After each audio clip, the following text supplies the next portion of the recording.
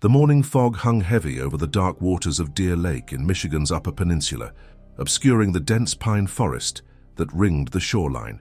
Mitch Reynolds zipped his weathered fishing vest over a flannel shirt, his calloused hands, moving with practiced efficiency despite the early hour. At 58, Mitch had been fishing these waters for nearly 4 decades, ever since he'd moved up from Lansing after his divorce. The Upper Peninsula had offered solitude and purpose when he'd needed it most, and he'd never looked back. He loaded his tackle box and cooler into his 14-foot aluminum boat, wincing slightly at the twinge in his lower back. Getting older wasn't for the faint of heart, but at least he could still do what he loved. The familiar weight of his lucky fishing hat settled on his head as he pushed away from the wooden dock of his lakeside cabin. Dew-dampened spiderwebs glistened between the weathered slats of the dock, catching the first hints of sunrise that pierced through the mist.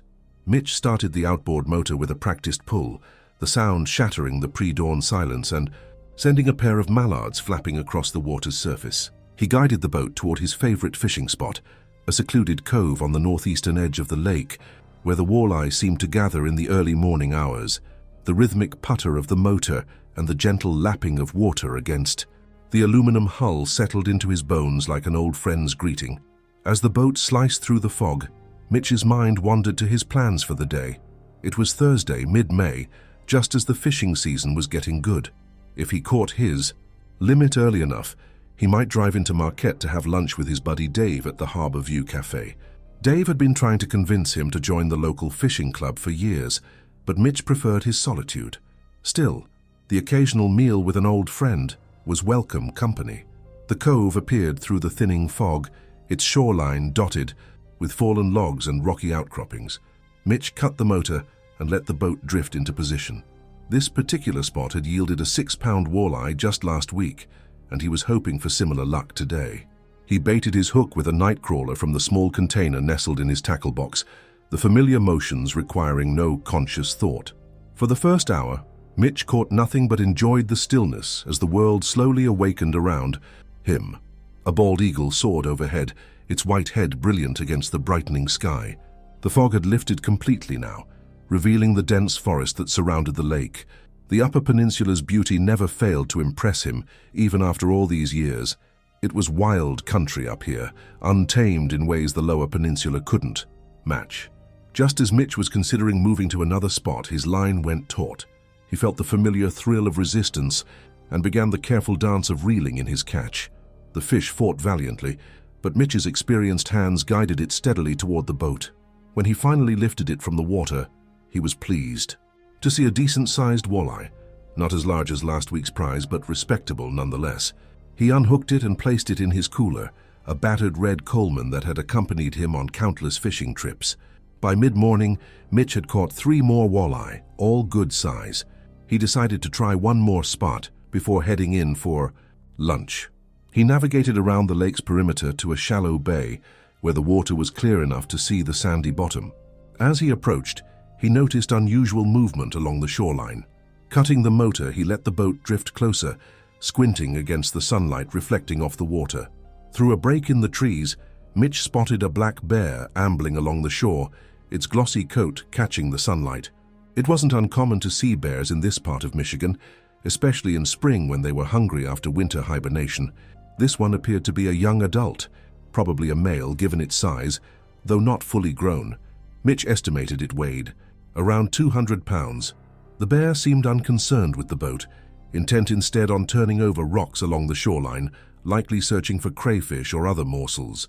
Mitch reached for his phone to take a photo. He'd seen plenty of bears over the years, but they always made for good stories at Dave's bait shop. As Mitch watched, the bear suddenly raised its head, nose working the air. It had caught a scent that interested it. With surprising speed for its bulky frame, the bear changed direction and trotted into the forest. Mitch snapped a few photos before the animal disappeared among the trees, then put his phone away and returned to fishing. The next couple of hours yielded 2 more walleye and a smallmouth bass. Satisfied with his catch, Mitch decided to head back to his cabin for lunch. The sun was high now, warming the spring air to a comfortable 65 degrees. He secured his fishing rod and started the motor, the boat cutting a clean wake across the now calm surface of the lake. Back at his dock, Mitch tied up the boat and gathered his gear. He carried the cooler to the small cleaning station he'd built years ago, a simple wooden table with a hose attachment near the edge of the property. As he laid out his catch, he felt a sense of satisfaction. 6 walleye and a base made for a good morning's work. He'd keep 2 for dinner and share the rest with neighbors. The process of cleaning fish was methodical and soothing to Mitch. He worked with practiced precision, the fillet knife moving smoothly through flesh and around bone. He was so absorbed in his task that he didn't immediately notice the rustling in the underbrush behind him. It was only when a twig snapped loudly that he turned, still holding the knife. The same black bear he'd seen earlier stood at the edge of the clearing, its dark eyes fixed on the fish remains on the cleaning table. Mitch's heart rate jumped, but he remained calm. He'd encountered bears before and knew that most wanted nothing to do with humans. This one, however, had clearly been drawn by the smell of fresh fish. "Hey there," Mitch said firmly, keeping his voice steady and loud. "Move along now." The bear didn't budge, its nose working overtime as it scented the air. It was close enough that Mitch could see the individual hairs of its coat rustling in the light breeze. Too close for comfort. Mitch slowly set down his knife and backed away from the cleaning table, his eyes never leaving the bear. "Go on now," he said more forcefully, clapping his hands together with a sharp crack. The bear flinched at the sound but didn't retreat. Instead, it took a tentative step forward, its attention now split between the fish on the table and the cooler near Mitch's feet. The animal's behavior sent warning signals through Mitch's mind. This bear seemed unusually bold, possibly habituated to human food sources. Backing toward his cabin porch, Mitch kept his movements slow and deliberate. He knew running could trigger a chase response. The bear watched him, then with a sudden burst of movement, lunged toward the cleaning table and snatched one of the remaining fish. It retreated a few steps, the walleye hanging from its jaws. Mitch used the opportunity to climb onto his porch, putting some elevation and distance between himself and the bear. From this safer vantage point, he watched as the animal devoured the fish in a few quick bites. Then, instead of leaving, the bear turned its attention to the cooler. "No," Mitch muttered, realizing he'd left the cooler unlatched. The bear nudged the lid with its nose, and in one deft movement, flipped it open. Mitch grimaced as the bear began pulling out the remaining fish, along with his lunch sandwich wrapped in wax paper. Inside the cabin, Mitch's phone rang.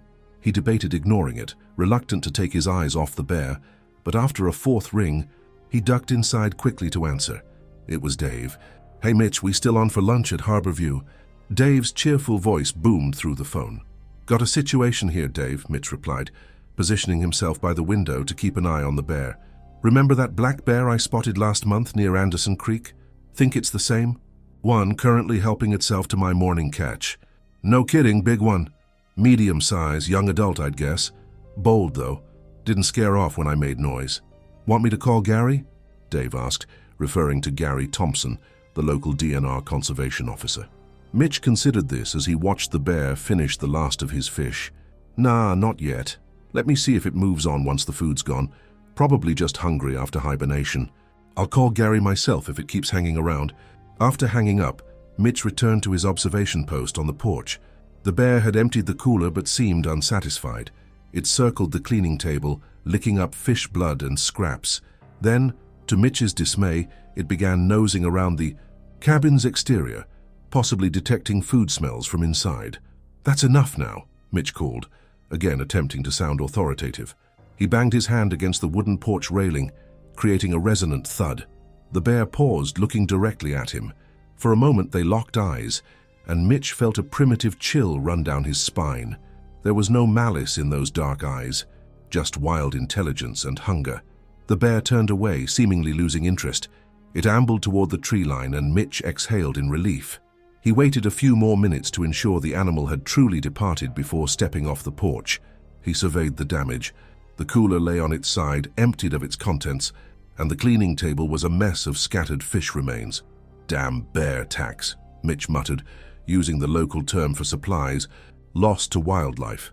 He righted the cooler and began cleaning up the mess, keeping one eye on the forest's edge.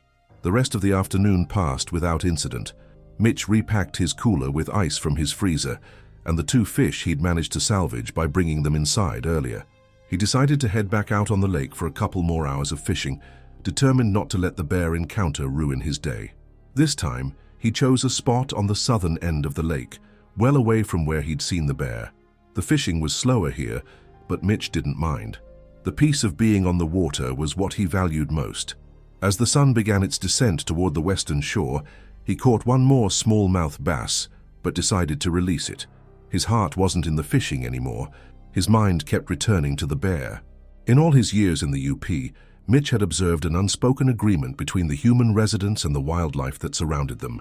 Keep your distance, respect their territory, and don't create situations that might lead to trouble.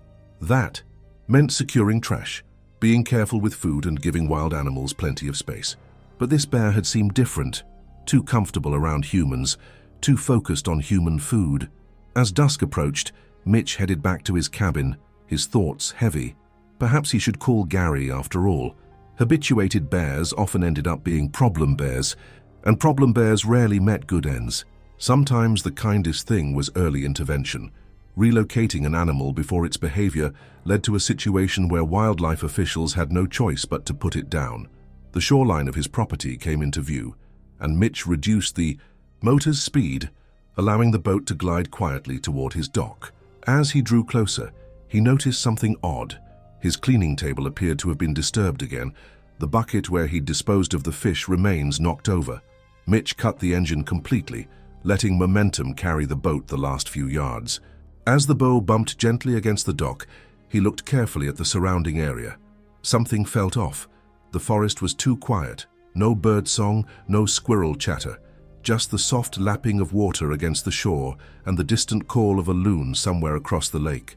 Securing the boat with a quick hitch around the dock cleat, Mitch gathered his rod and the cooler. He stepped cautiously onto the weathered planks, his senses alert.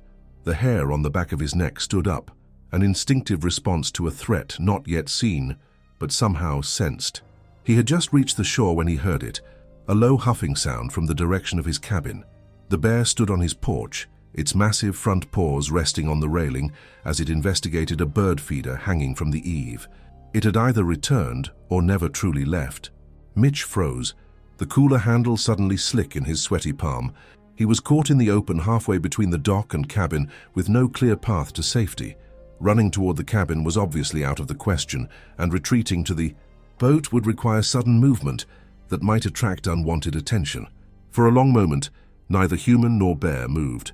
Mitch's mind raced through his options. His car was parked on the far side of the cabin, and his nearest neighbor, Old Man Henley, lived a quarter-mile down the shoreline. The cabin's back door was closest, but reaching it would mean circling around, potentially cutting off escape routes if the bear gave chase. The decision was made for him when the bear's head swiveled in his direction, nostrils flaring as it caught his scent. The animal dropped to all fours and turned to face him fully. Mitch's heart hammered against his ribs as adrenaline flooded his system. "Easy now," he said, his voice remarkably steady despite the fear coursing through him. "Just passing through." The bear huffed again, a sound Mitch recognized as uncertainty rather than immediate aggression.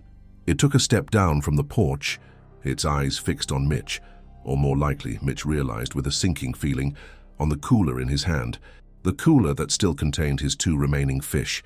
Slowly, Mitch lowered the cooler to the ground, his movements deliberate and non-threatening. "Here you go," he said, nudging it a few inches away with his foot. "Take it and go. We'll call it even." The bear hesitated, seemingly assessing the situation. Then it moved forward with that deceptive quickness large animals sometimes possess, covering the distance between them with alarming speed. Mitch backed away, keeping his eyes on the animal, but careful not to make direct eye contact, which some bears might interpret as a challenge. The bear reached the cooler and nudged it experimentally with its snout. When the lid didn't immediately open, it swatted at it with a powerful paw, sending the cooler skidding across the ground. The latch broke with a crack, and the lid popped open, spilling fish and ice across the dirt. Mitch used the distraction to back away further, edging toward the relative safety of his car. The bear was thoroughly engaged with the fish now, tearing into the flesh with evident pleasure. Mitch continued his careful retreat, one step at a time, his breathing shallow and controlled.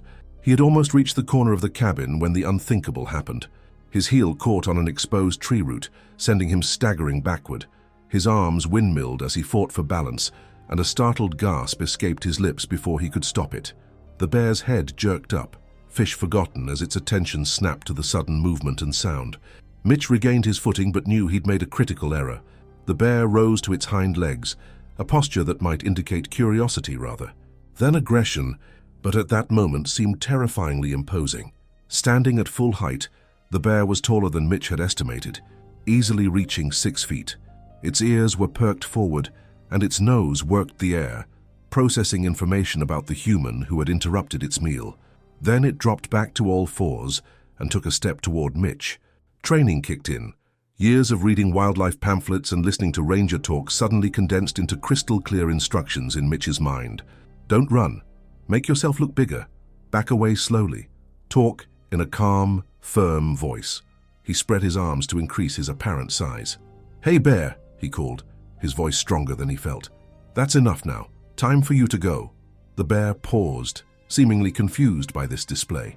It took another tentative step forward, then stopped again, huffing loudly. Mitch continued backing away, moving toward the cabin's back door. If he could just get inside.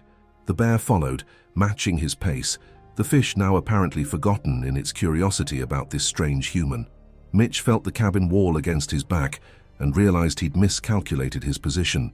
Instead of approaching the door, he'd backed himself against the solid wall of the structure. The door was still 10 feet away, around the corner. Fear threatened to overwhelm him, but Mitch forced it down. Panic now would be deadly. He began sidling along the wall, keeping his movement slow and his eyes on the bear, which continued its approach, huffing and occasionally woofing softly. 5 feet from the corner, 4 feet, 3. The bear was close enough now that Mitch could smell its wild, musky odor, a mixture of wet fur, earth, and something uniquely ursine. 2 feet, 1. As Mitch reached the corner, the bear suddenly lunged forward, closing the distance between them with frightening speed. Instinctively, Mitch raised his hands to protect his face and neck, a motion that probably saved his life. The bear's powerful jaws closed around his raised left hand instead of his throat. Pain exploded through Mitch's consciousness as teeth pierced skin and crushed bone. He yelled involuntarily, a primal sound of pain and fear that tore from his throat.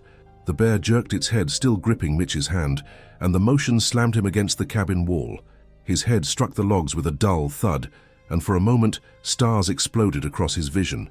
Through the haze of pain, some survival instinct took over. Mitch drove his right fist into the bear's sensitive nose, connecting with a solid thump. The bear released his hand and backed up a step, shaking its head in confusion and pain. Mitch didn't waste the opportunity. He stumbled around the corner, his injured hand clutched to his chest, blood already soaking through his shirt. The back door seemed miles away, but he lurched toward it with desperate speed. Behind him, he heard the bear recovering from its surprise, its heavy breathing and shuffling footsteps following. 3 strides to the door, 2, 1. Mitch's right hand closed around the knob, slippery with blood transferred from his wounded left hand. He twisted and pushed, nearly sobbing with relief as the door swung inward. He half fell into the cabin, using his shoulder to slam the door shut behind him, just as the bear's weight crashed against it from the other side. The impact knocked Mitch to the floor, but the sturdy door held. He scrambled backward across the wooden planks, leaving a trail of blood until his back hit the kitchen counter. Only then did he allow himself to look at his injured hand. The damage was severe. The bear's teeth had crushed his left pinky finger, nearly severing it at the second joint. Blood pulsed from the wound in a steady rhythm that matched his racing heartbeat. The rest of his hand was punctured and torn where the canine teeth had penetrated, and his wrist bore deep lacerations from the bear's incisors.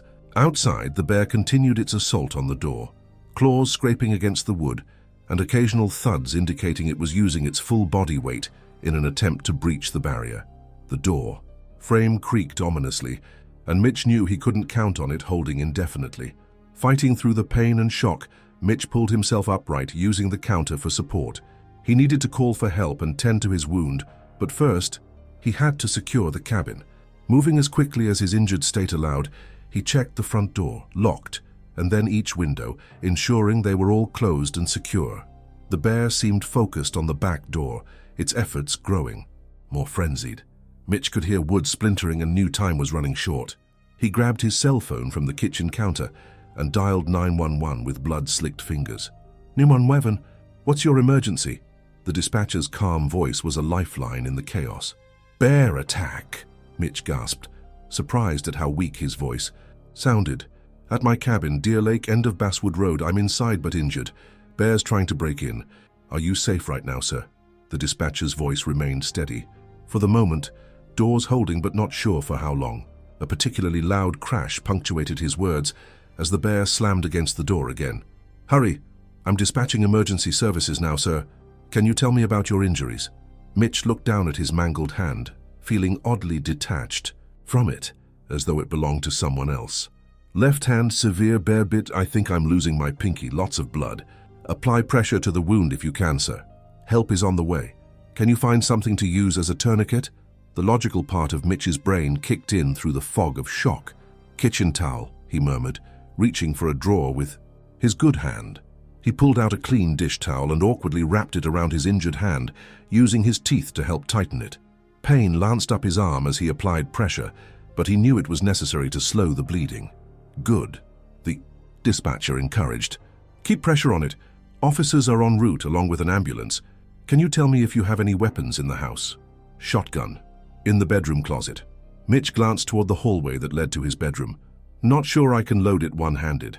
Don't attempt to use any weapons unless absolutely necessary for your safety, the dispatcher advised. Stay on the line with me until help arrives. The next 15 minutes felt like an eternity. The bear's attacks on the door grew intermittent, periods of frenzied activity, followed by silence that was almost worse than the noise. During one quiet interlude, Mitch peered cautiously through the kitchen window and saw the bear investigating, his car standing on its hind legs to look through the windows. The momentary relief was short-lived as the animal returned to the back door with renewed determination. Blood had soaked through the dish towel, and Mitch's hand throbbed with each heartbeat. He felt lightheaded and cold, recognizing the symptoms of shock. Following the dispatcher's instructions, he managed to sit on the floor with his back against the refrigerator, keeping his injured hand elevated and his feet flat on the floor. Still with me, sir? The dispatcher checked in regularly. Still. Here, Mitch confirmed, his voice growing weaker. Bear's still outside, can hear it. Officers should be arriving any minute now, just hang on. As if summoned by her words, Mitch heard the distant wail of sirens. The bear apparently heard them too. The scratching at the door stopped abruptly, replaced by silence. Mitch strained to hear what was happening outside, but could discern nothing beyond the approaching sirens. I think it heard the sirens, he told the dispatcher. It's gone quiet. That's good. Don't try to check or open any doors until officers confirm it's safe. The sirens grew louder, then cut off suddenly, indicating the vehicles had arrived. Mitch heard car doors slamming, followed by voices calling out to each other. Then a sharp crack split the air, a warning shot he guessed fired to scare off the bear if it was still nearby. A moment later, a loud knock came at his front door. Mr. Reynolds, DNR Conservation Officer Thompson, are you all right in there? Relief washed over Mitch. In the kitchen, he called back, his voice cracking. Doors unlocked. The front door opened, and Gary Thompson entered cautiously, shotgun at the ready. Behind him came a paramedic, medical bag in hand. Gary quickly assessed the situation, then lowered his weapon. Jesus, Mitch, you're a mess. The conservation officer crossed the room in 3 quick strides, kneeling beside him. Where's the bear now? Don't know. Was at the back door last I heard, stopped when the sirens came. The paramedic, a young woman with a no-nonsense demeanor, gently took Mitch's injured hand, unwrapping the blood-soaked towel to assess the damage. Her sharp intake of breath told Mitch all he needed to know about the severity. We need to get him to the hospital right away, she said to Gary. He's going to need surgery on this hand, probable partial amputation of the 5th digit. Gary nodded grimly, then spoke into his radio. Bear's location unknown. Need a perimeter check before we move the victim to the ambulance. While they waited for the all-clear, the paramedic, whose name tag read Martinez, started an IV in Mitch's right arm and administered pain medication that quickly began to dull the sharp edges of his agony. She applied a proper pressure bandage to his mangled hand, her movements efficient and gentle. Where's the bear? Mitch asked, his words slightly slurred as the medication took effect. Jed and Mike are checking the perimeter now, Gary replied, referring to his fellow officers. Don't worry about that right now. Let's focus on getting you patched up. Mitch's radio crackled again and a voice reported, Area secure, no sign of the bear, safe to transport. With that, Gary and another officer carefully helped Mitch to his feet.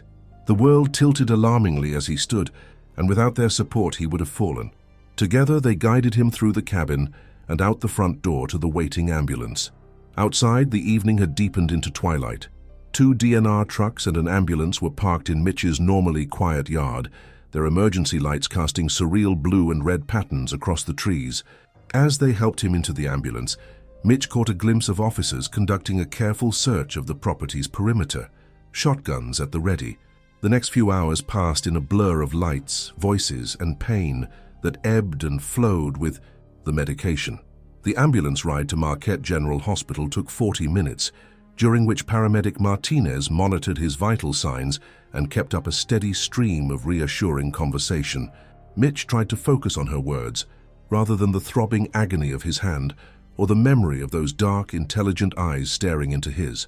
At the hospital, he was rushed into the emergency department, where a team of medical professionals swarmed around him like choreographed dancers. A doctor with gray hair and kind eyes examined his wound, confirming what Mitch already suspected.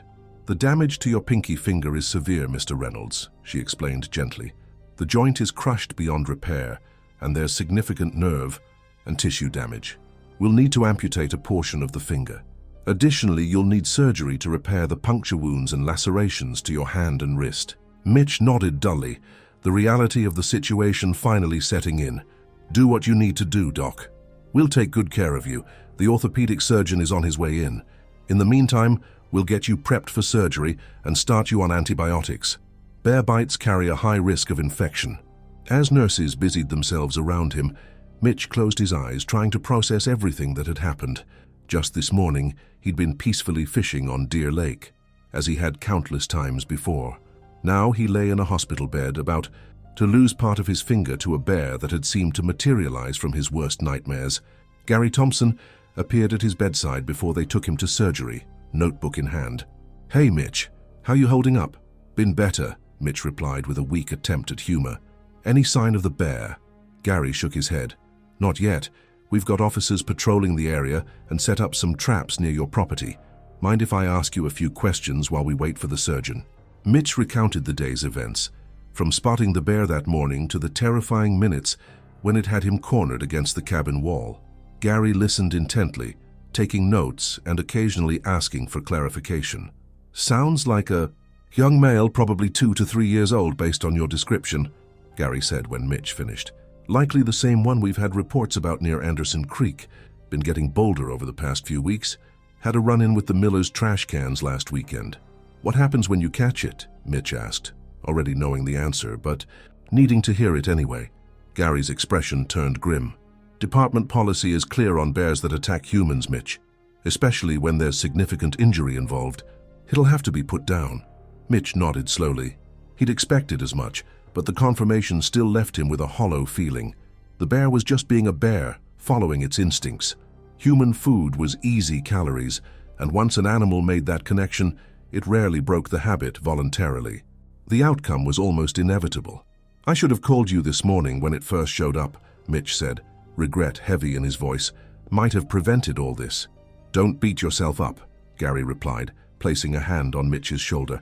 "Bears are curious by nature, and this one had probably been human habituated before it ever reached your property. You did everything right once it showed up." Before Mitch could respond, a nurse entered to inform them that it was time to take him to surgery.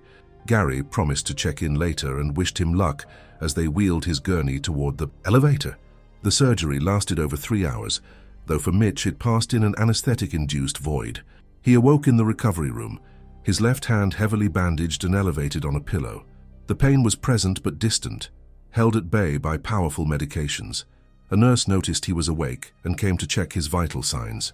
"Surgery went well. Mr. Reynolds," she informed him cheerfully. "Dr. Sharma will be in soon to discuss the details. How's your pain level on a scale of 1 to 10? Mitch considered the question, trying to assess the throbbing behind the medication. 4, maybe. "Not too bad right now." "Good, the pain meds are working then. Let me know if that changes." Dr. Sharma, the orthopedic surgeon, visited a short while later, explaining the procedure in detail. They had indeed amputated Mitch's pinky finger at the second joint, removing approximately half the digit. The puncture wounds had been cleaned, thoroughly and repaired, with several small drains inserted to prevent infection. Mitch would need to stay in the hospital for at least 2 days for intravenous antibiotics and monitoring. You're looking at about 6 weeks of recovery before you regain most function in that hand, Dr. Sharma explained. Physical therapy will be important. There may be some permanent loss of grip strength, but most patients adapt well to this type of injury. Mitch listened, trying to absorb the information through his medication haze. The reality of his altered hand hadn't fully registered yet. The heavy bandages made it impossible to see the changes. "What about fishing?" he asked, surprising himself with the question. "When can I get back on the water?" Dr. Sharma smiled, clearly accustomed to patients focusing on returning to treasured activities. Light fishing with your right hand could be possible in about 3 weeks, assuming no complications. Using both hands comfortably? I'd say 6 to 8 weeks. We'll need to see how your recovery progresses. After the doctor left, Mitch was moved to a regular room where he finally surrendered to exhaustion, falling into a deep, drug-assisted sleep. He dreamed of dark waters and darker eyes watching him from the forest's edge. Morning brought clarity and increased pain as the strongest medications wore off. Mitch's hand felt as though it were being crushed all over again, a sensation that brought vivid flashes of memory. The bear's jaws closing around his flesh, the crunch of bone, the hot breath on his skin. A nurse administered pain medication and changed his bandages, giving Mitch his first look at what remained of his pinky finger. The sight was jarring, but not as gruesome as he'd feared. The surgical amputation was clean, the remaining portion of his finger neatly stitched. The rest of his hand was mottled with bruising and crossed with thin surgical sutures where the puncture wounds had been repaired. It would heal, but it would never be the same. Shortly after breakfast, which Mitch barely touched, Gary Thompson returned, this time in civilian clothes rather than his DNR uniform. He carried a small potted plant, which he placed somewhat awkwardly on the bedside table. "From the guys at the office," he explained with a sheepish grin. "Didn't know what else to bring." "Tell them thanks," Mitch said, genuinely touched by the gesture. "Any news on the bear situation?" Gary pulled up a chair beside the bed. "That's actually why I'm here. We caught a bear in one of the traps early. This morning, about half a mile from your place." Mitch felt a strange mixture of relief and sadness. "The same one?" "We think so. Size and markings match your description, and it has a distinctive scar on its right shoulder that corresponds with previous sightings of the Anderson Creek bear." Gary paused, seeming to choose his next words carefully. "The thing is, Mitch, we need positive identification before we proceed. Department protocol." Understanding dawned slowly. "You want me to ID the bear?" Gary nodded. "If you're up to fit, we've got it sedated at the field station, could bring you photos, but in-person confirmation would be better. Doctor says you're stable enough for a short trip if you feel up to it." Mitch considered the request. Part of him wanted nothing to do with the bear, preferring to let the memory fade with time and distance. Another part needed closure, needed to see the animal that had altered his life in a matter of seconds. "When?" he asked finally. "This afternoon, if you're feeling up to it. I can drive you over and bring you straight back." Mitch nodded slowly. "Okay, I'll do it." Gary seemed relieved. "Thanks, Mitch. I know it's not easy." The rest of the morning passed with visits from hospital staff, a physical therapist who demonstrated exercises he would need to do once the initial healing started, a social worker who discussed home care options, and a nurse who administered another round of antibiotics through his. For by early afternoon, Mitch was cleared for the short excursion to the DNR field station. Gary arrived with a wheelchair and a departmental SUV. The hospital staff helped Mitch into a robe and slippers, his bandaged hand cradled in a sling to keep it elevated. The springtime air felt refreshing after the sterile hospital atmosphere, but Mitch was surprised at how weak he felt, how the simple act of walking to the vehicle left him winded. The DNR field station was located on the outskirts of Marquette, a modest facility surrounded by dense forest. As Gary pulled up to the gate, Mitch saw several official vehicles parked in the lot, including a large animal transport trailer. His stomach tightened with apprehension. Inside a sturdy outbuilding, the bear lay on a concrete floor, sedated, but breathing steadily. 2 DNR officers stood nearby, clipboards in hand, documenting every aspect of the animal's condition. Seeing it this way, vulnerable, its wild power temporarily subdued, Mitch felt a complex emotion he couldn't immediately name. "Take your time," Gary said quietly, standing slightly behind Mitch's wheelchair. "Just let me know if you recognize it." Mitch studied the bear carefully. It was indeed a young adult male black bear, exactly as he'd described. The glossy black fur, the size, the distinctive scar on its right shoulder, all matched his memory of the animal that had attacked him. Yet seeing it unconscious on the cold floor, chest rising and falling with slow, steady breaths, made it seem less like a nightmare predator and more like what it truly was, a wild creature following its nature in a world increasingly dominated by humans. "It's the same bear," Mitch confirmed finally, his voice rougher than he'd expected. "No doubt about it." Gary nodded grimly and made a note on his clipboard. "Thanks, Mitch, that's all we needed." As they turned to leave, Mitch looked back one last time. "What happens now?" "You know the procedure," Gary replied gently. "Once the paperwork's complete, the bear will be euthanized. We'll collect biological samples for disease testing and research, then dispose of the remains according to department protocol." Mitch nodded, a heaviness settling in his chest that had nothing to do with his physical condition. "Can we go now? I'm feeling pretty tired." On the drive back to the hospital, neither man spoke much. The reality of what would happen to the bear hung between them, necessary but somehow sad. When Gary finally broke the silence, his question caught Mitch off guard. "You planning to keep fishing up at your place?" Mitch blinked in surprise. The thought of not returning to his cabin to Deer Lake had never occurred to him. "Of course, why wouldn't I?" Gary shrugged. "Some folks might get spooked. Bear attacks no small thing." "It's my home," Mitch said, simply. "Been there 20 years, not about to let one bad day change that." Gary smiled faintly. "Figured you'd say that. Just checking." Back at the hospital, Mitch was helped into bed, exhaustion making his limbs heavy. The trip, brief as it had been, had drained what little energy he'd managed to recover. As Gary prepared to leave, he paused at the door. "Almost forgot. Dave wanted me to tell you that you're expected at the Harbor View as soon as you're out of here. Says lunch is on him for the next month." Mitch chuckled weakly. "Tell him I'll hold him to that." After Gary left, Mitch fell into a fitful sleep, his dreams a confused jumble of dark waters, glinting teeth and sorrowful bear eyes. He woke disoriented in the dim hospital room, the clock showing just past midnight.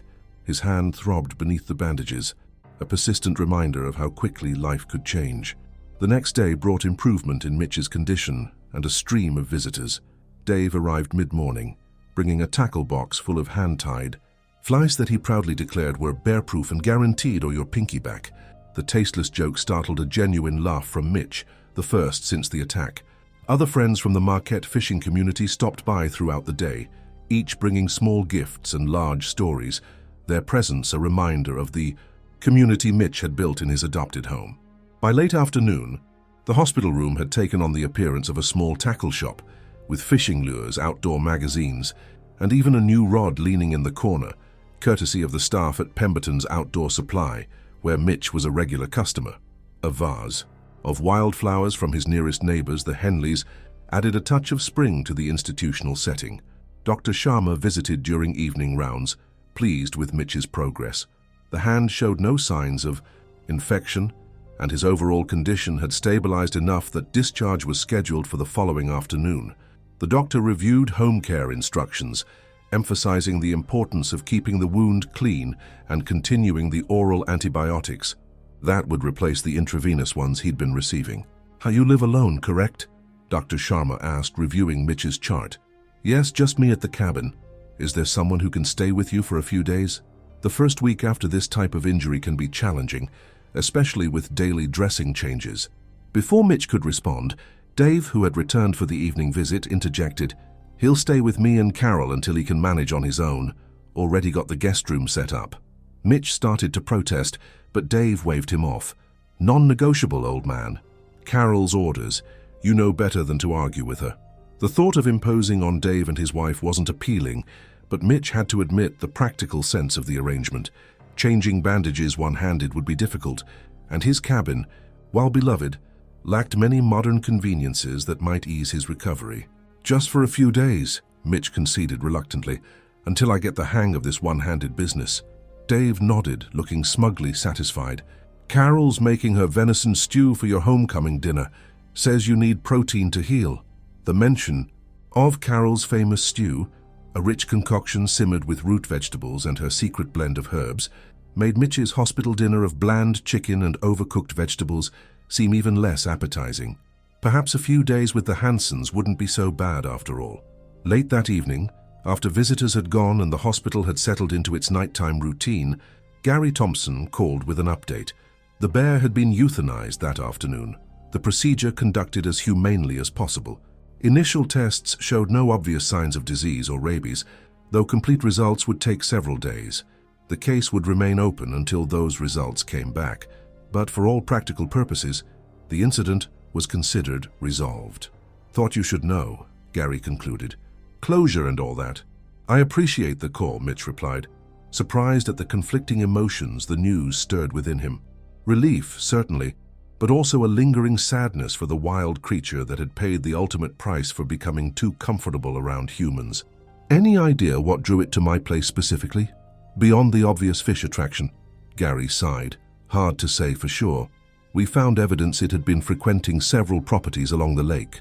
Your neighbor Henley had some bird feeders torn down last week but didn't report it. The Johnsons down the way lost a garbage can to what they thought was raccoons, probably the same bear. Classic pattern of escalation.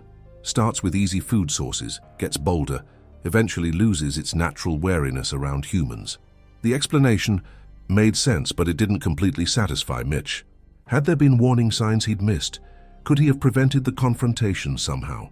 The questions circled in his mind, unanswerable, but persistent.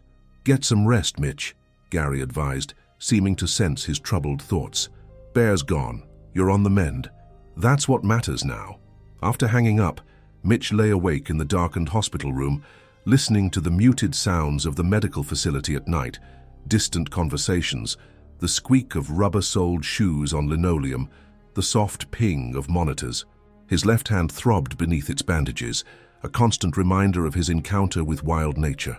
20 years in the Upper Peninsula had taught Mitch to respect the wilderness that surrounded his chosen home. He'd learned the habits of deer, and wolves, could identify dozens of bird species by their calls alone, and had developed an almost intuitive understanding of the lake's moods and patterns. Yet somehow he'd failed to recognize the danger posed by a habituated bear until it was too late. The realization was humbling. For all his experience, all his careful observation of the natural world, he remained an outsider, tolerated by the wilderness, but never truly part of it. The bear had reminded him of that fundamental truth in the most direct way possible. With that sobering thought, Mitch finally drifted into sleep, his dreams filled with dark waters and distant forests where wild things moved unseen. The next morning brought discharge paperwork and final instructions from the medical team. A hospital social worker reviewed his medications and follow-up appointments, while a physical therapist demonstrated exercises to maintain mobility in his remaining fingers. The amputation site would need time to heal before he could begin more intensive therapy, but small movements would prevent stiffness in the meantime. Dave arrived shortly after noon, carrying a small duffel bag with clothes. From Mitch's cabin. Stopped by your place this morning, he explained. Picked up some essentials. DNR's still keeping an eye on the area, but everything looks quiet. Cleaned out your fridge while I was there.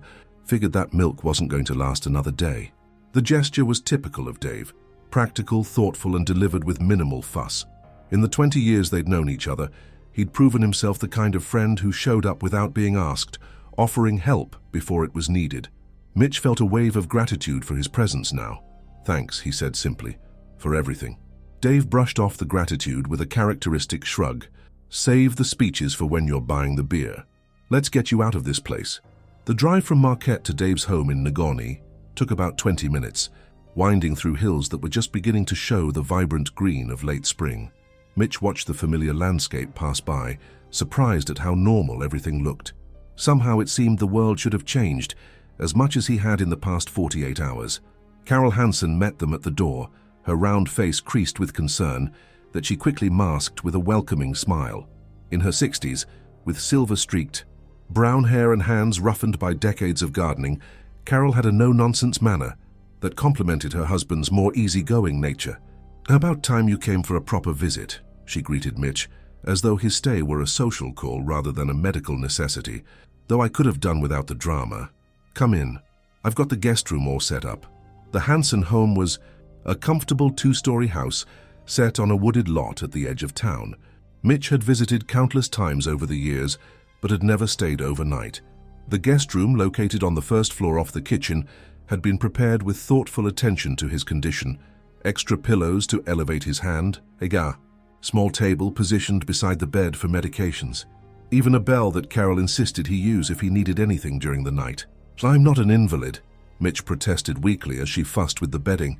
"Of course not," Carol agreed in a tone that suggested she was humoring him. "But humor an old woman who worries. Use the bell if you need something. Pride makes for a poor bandage." That first evening set the pattern for the days that followed. Carol's venison stew was indeed as delicious as promised, though Mitch found his appetite still diminished by medication and lingering shock. After dinner, Dave's fishing buddies, most of whom were Mitch's friends as well, stopped by with a bottle of whiskey and thinly disguised curiosity about the bear attack. The story had spread quickly through the tight-knit community of UP outdoorsmen, growing more dramatic with each telling. By the time it reached Mitch's ears again, the bear had grown to monstrous proportions, and his struggle had taken on near-mythic qualities. He found himself in the strange position of downplaying an experience that had been terrifying enough in its actual form. "Wasn't that big," he corrected, when one of Dave's friends described the bear as at least 400 pounds of pure muscle. "Young male, probably 200, 250 tops, just doing what bears do." "Still took your finger clean off," another pointed out, nodding toward Mitch's bandaged hand. "Doctor did that," Mitch clarified. "Bear just started the job." The visitors laughed, but Mitch noticed the way their eyes kept returning to his injured hand, a tangible reminder of wilderness dangers that most acknowledged but few experienced firsthand. He became aware that his story had transformed him in their eyes, from just another fisherman to something between a victim and a survivor, a new identity he wasn't entirely comfortable wearing. After the visitors left, Mitch retreated to the guest room, exhaustion pulling at him despite having done nothing more strenuous than sit in a chair all evening. Dave followed him, carrying the half-empty whiskey bottle and 2 glasses. "Nightcap?" he offered. "Doctor didn't say anything about not mixing pain meds and alcohol, did he?" "Probably did," Mitch admitted. "But I could use a drink anyway." Dave poured 2 fingers of amber liquid into each glass, handing one to Mitch before settling into the room's single armchair. They sipped in companionable silence for a moment before Dave spoke. "They're calling you Nine-Finger Mitch down at the bait shop, you know. Already got a bet going about whether you'll be back on the lake by June." Mitch snorted. "And what side did you take?" "Put 20 on you being out there next weekend." Dave grinned. "Figure you're too stubborn to stay away. Doctor's orders be damned."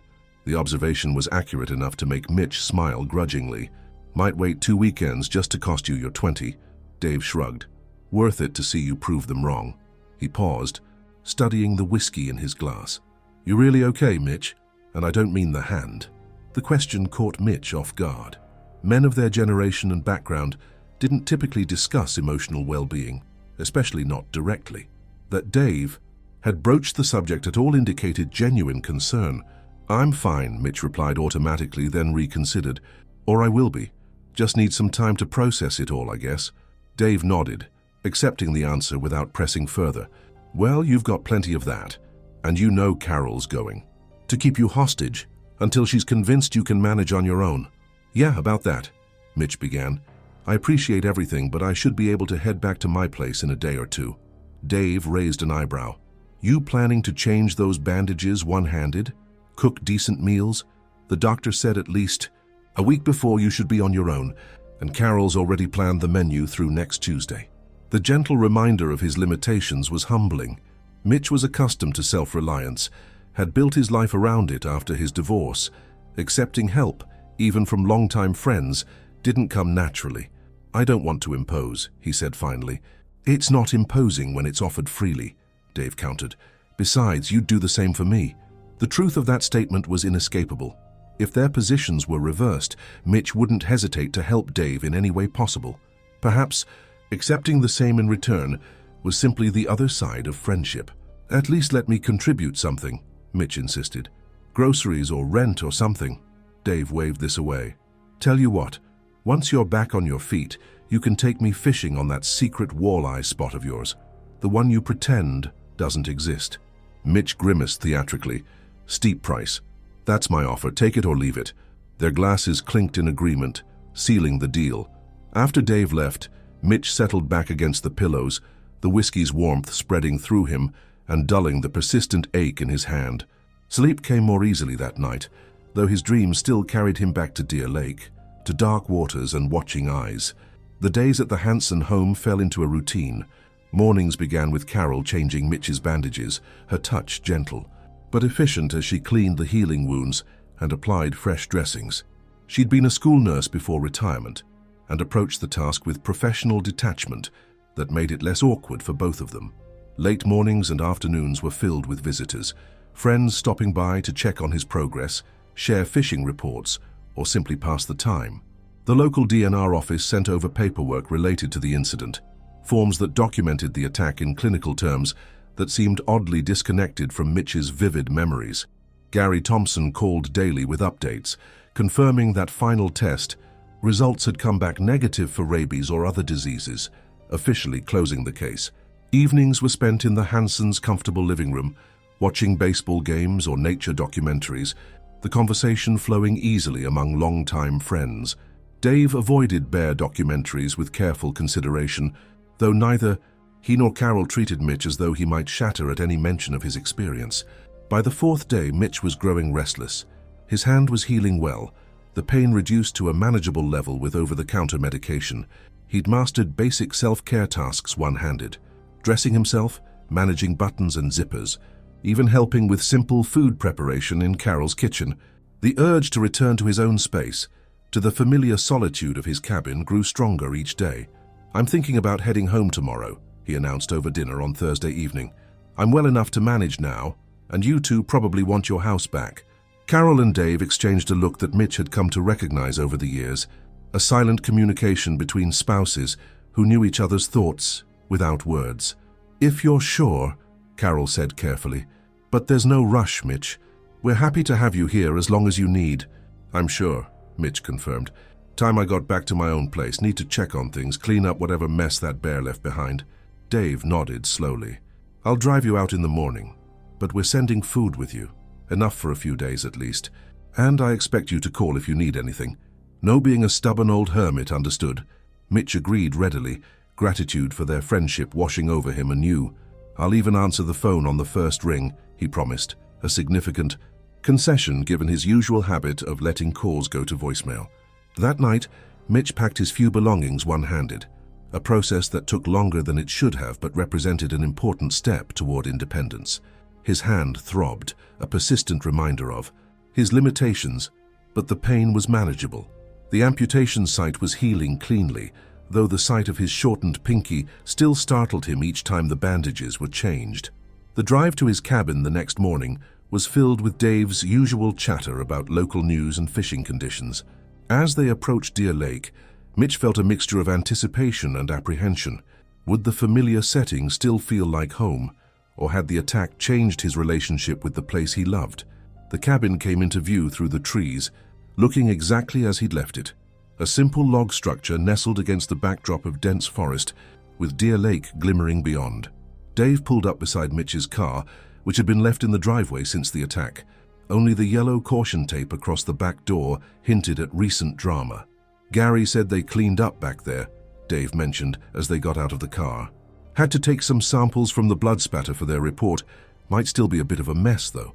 Indeed, the area around the back door bore evidence of the encounter. Dark stains marked the ground where Mitch's blood had fallen, already beginning to fade from exposure to sun and rain. The door itself had been repaired, the splintered wood around the frame replaced with new lumber that stood out, lighter than the weathered surrounding material.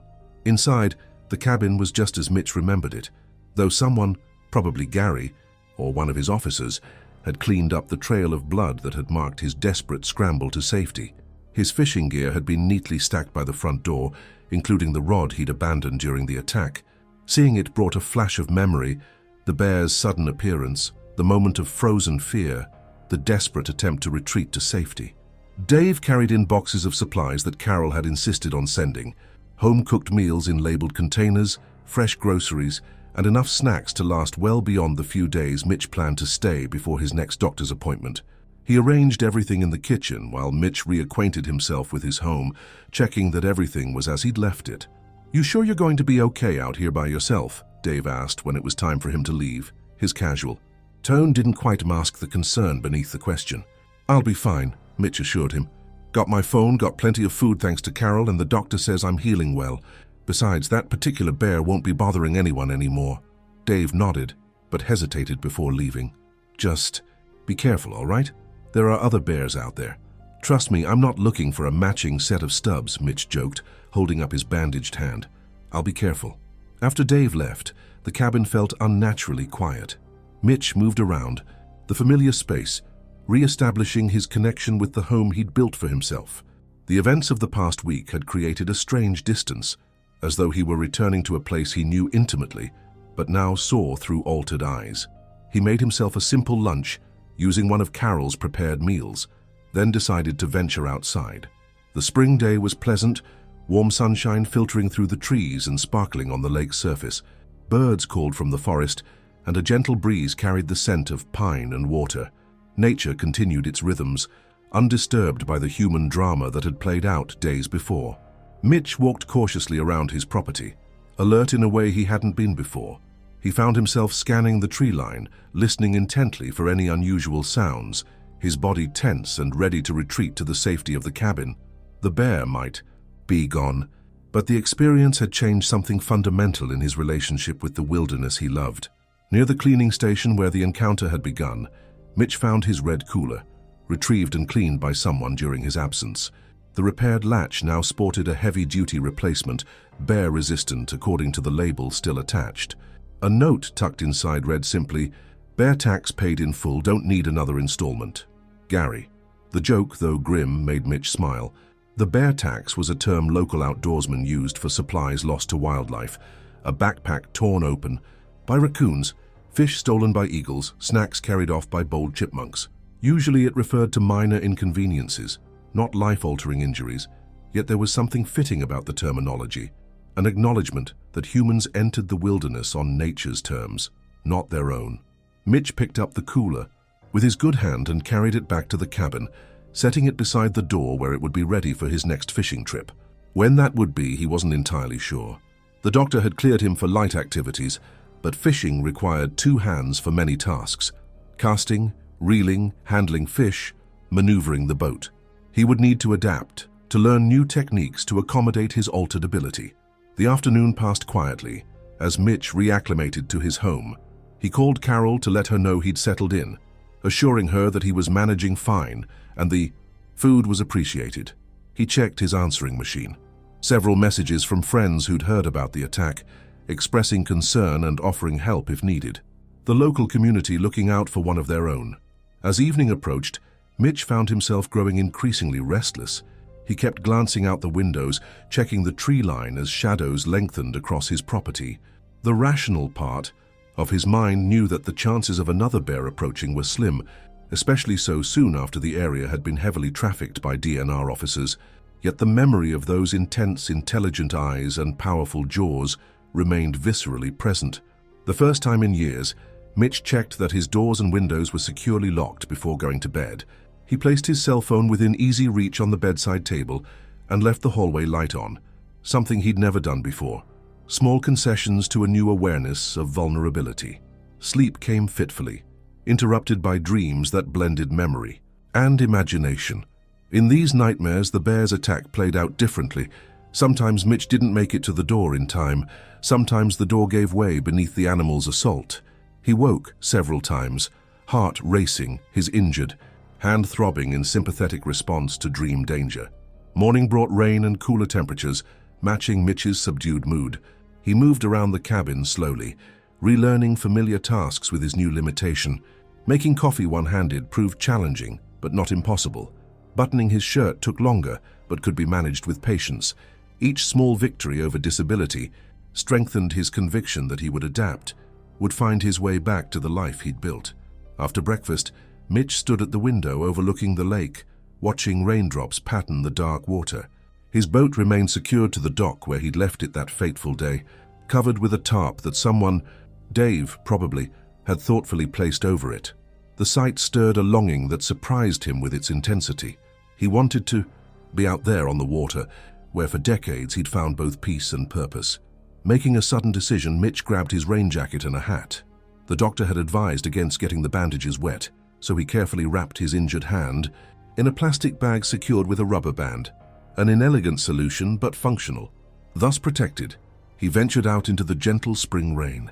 The air smelled of wet earth and pine, fresh and cleansing.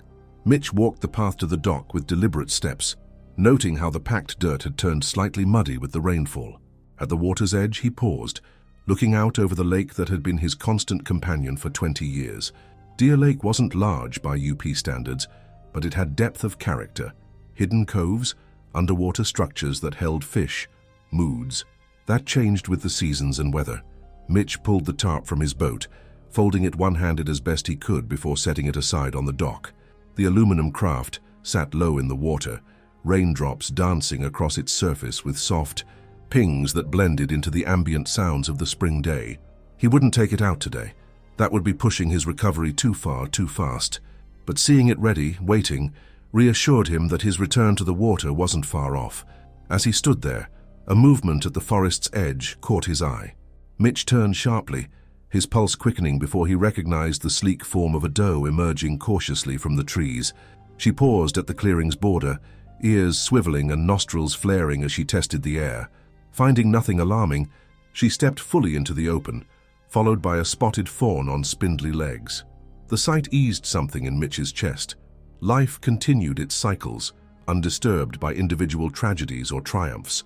The doe and her fawn moved across his property, pausing to nibble at spring growth before disappearing back into the forest on the opposite side of the clearing. Their brief visit felt like an affirmation, a reminder that he remained a part of this place despite everything that had happened. Returning to the cabin, Mitch made a decision. He picked up his phone and dialed Dave's number. "Everything okay?" Dave answered, concern evident in his voice. "You need something?" "I'm fine," Mitch assured him. "Just wondering if you're free tomorrow morning. Thought we might try that fishing trip we talked about."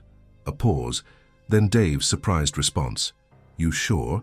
It's only been a week since, "I'm sure," Mitch confirmed. "Won't be catching any records one-handed, but figured it's time to get back out there." "Well, all right then," Dave said, and Mitch could hear the smile in his voice. "I'll pick you up at 7. You still got any of those night crawlers left, or should I bring bait?" "Better bring some," Mitch admitted. "Mine ended up as bear food along with everything else in that cooler." They confirmed details and ended the call, and Mitch felt lighter than he had in days. The decision to return to fishing so soon might seem rash to some, perhaps even foolhardy, but Mitch understood what was at stake. The longer he waited, the harder it would become, the more the memory and fear would calcify into something permanent. The Pabi. Rest of the day passed in preparation. Mitch sorted through his tackle box one-handed, organizing lures and hooks as best he could with his limitation. He found a small backpack that could serve as a temporary replacement for his cooler, easier to manage with one hand.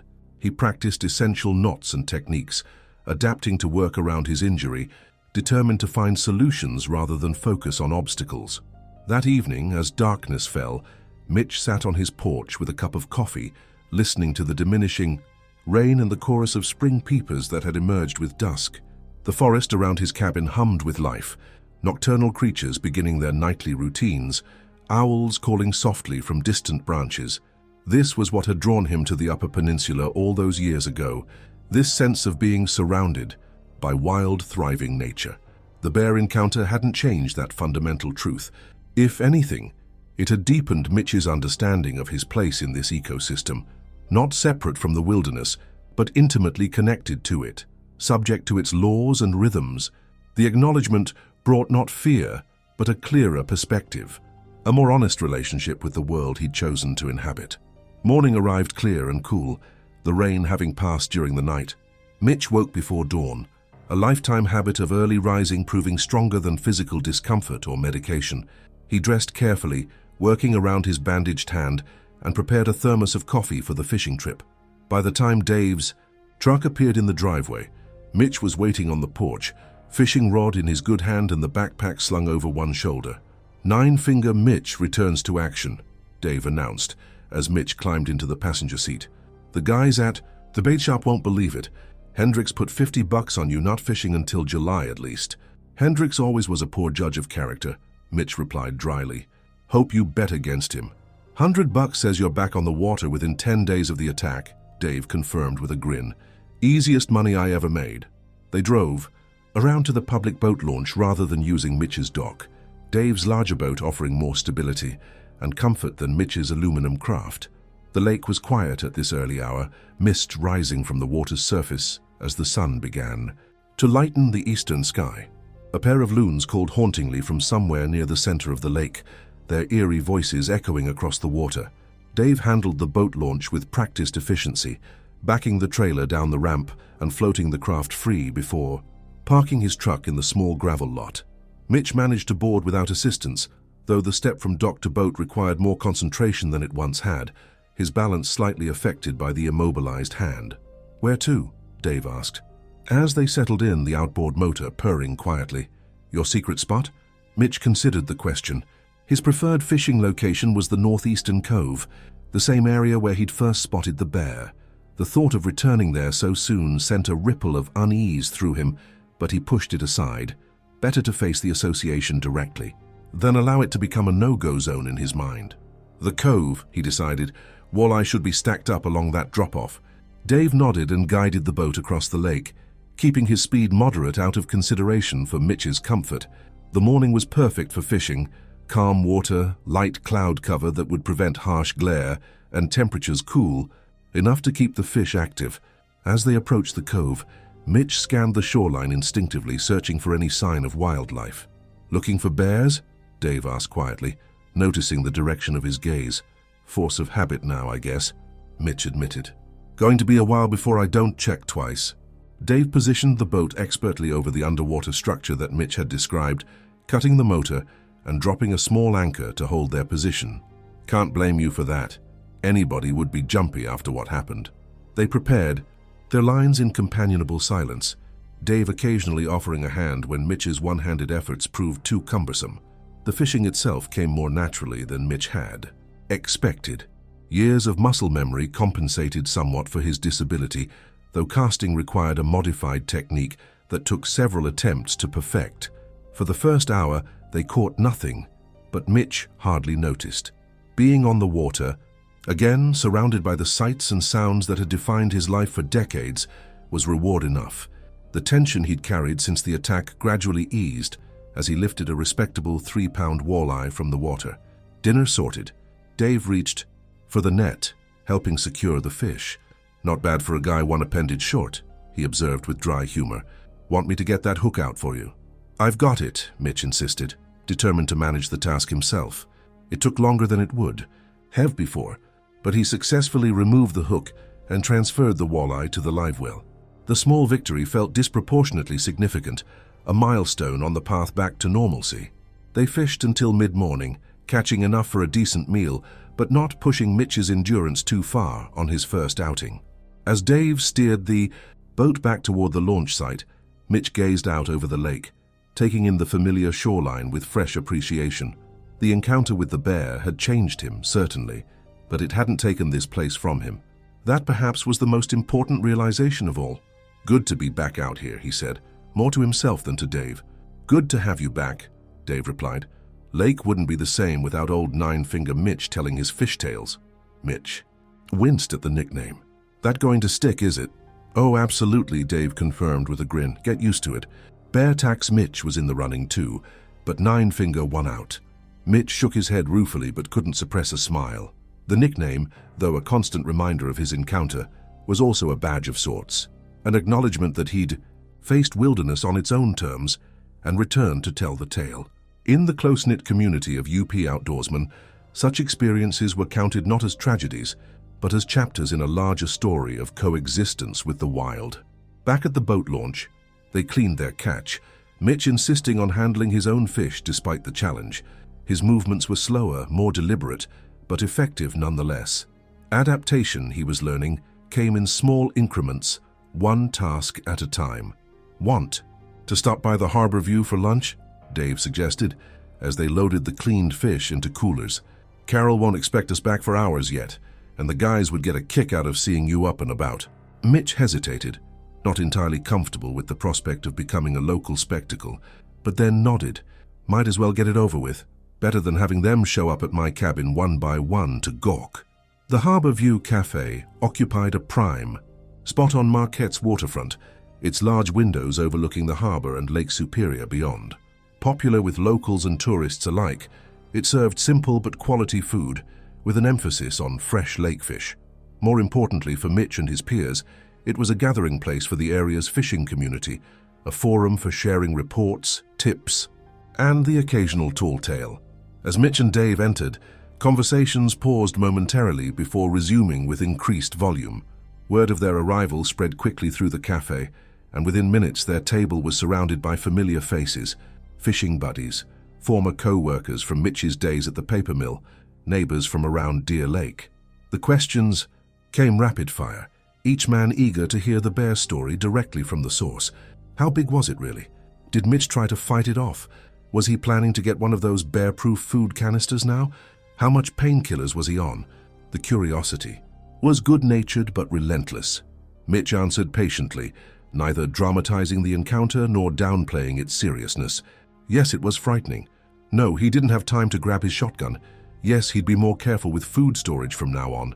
No, he wasn't planning to move away from Deer Lake over one bear incident. Let the man eat, Dave finally intervened, as their food arrived. He's got better things to do than satisfy your morbid curiosity.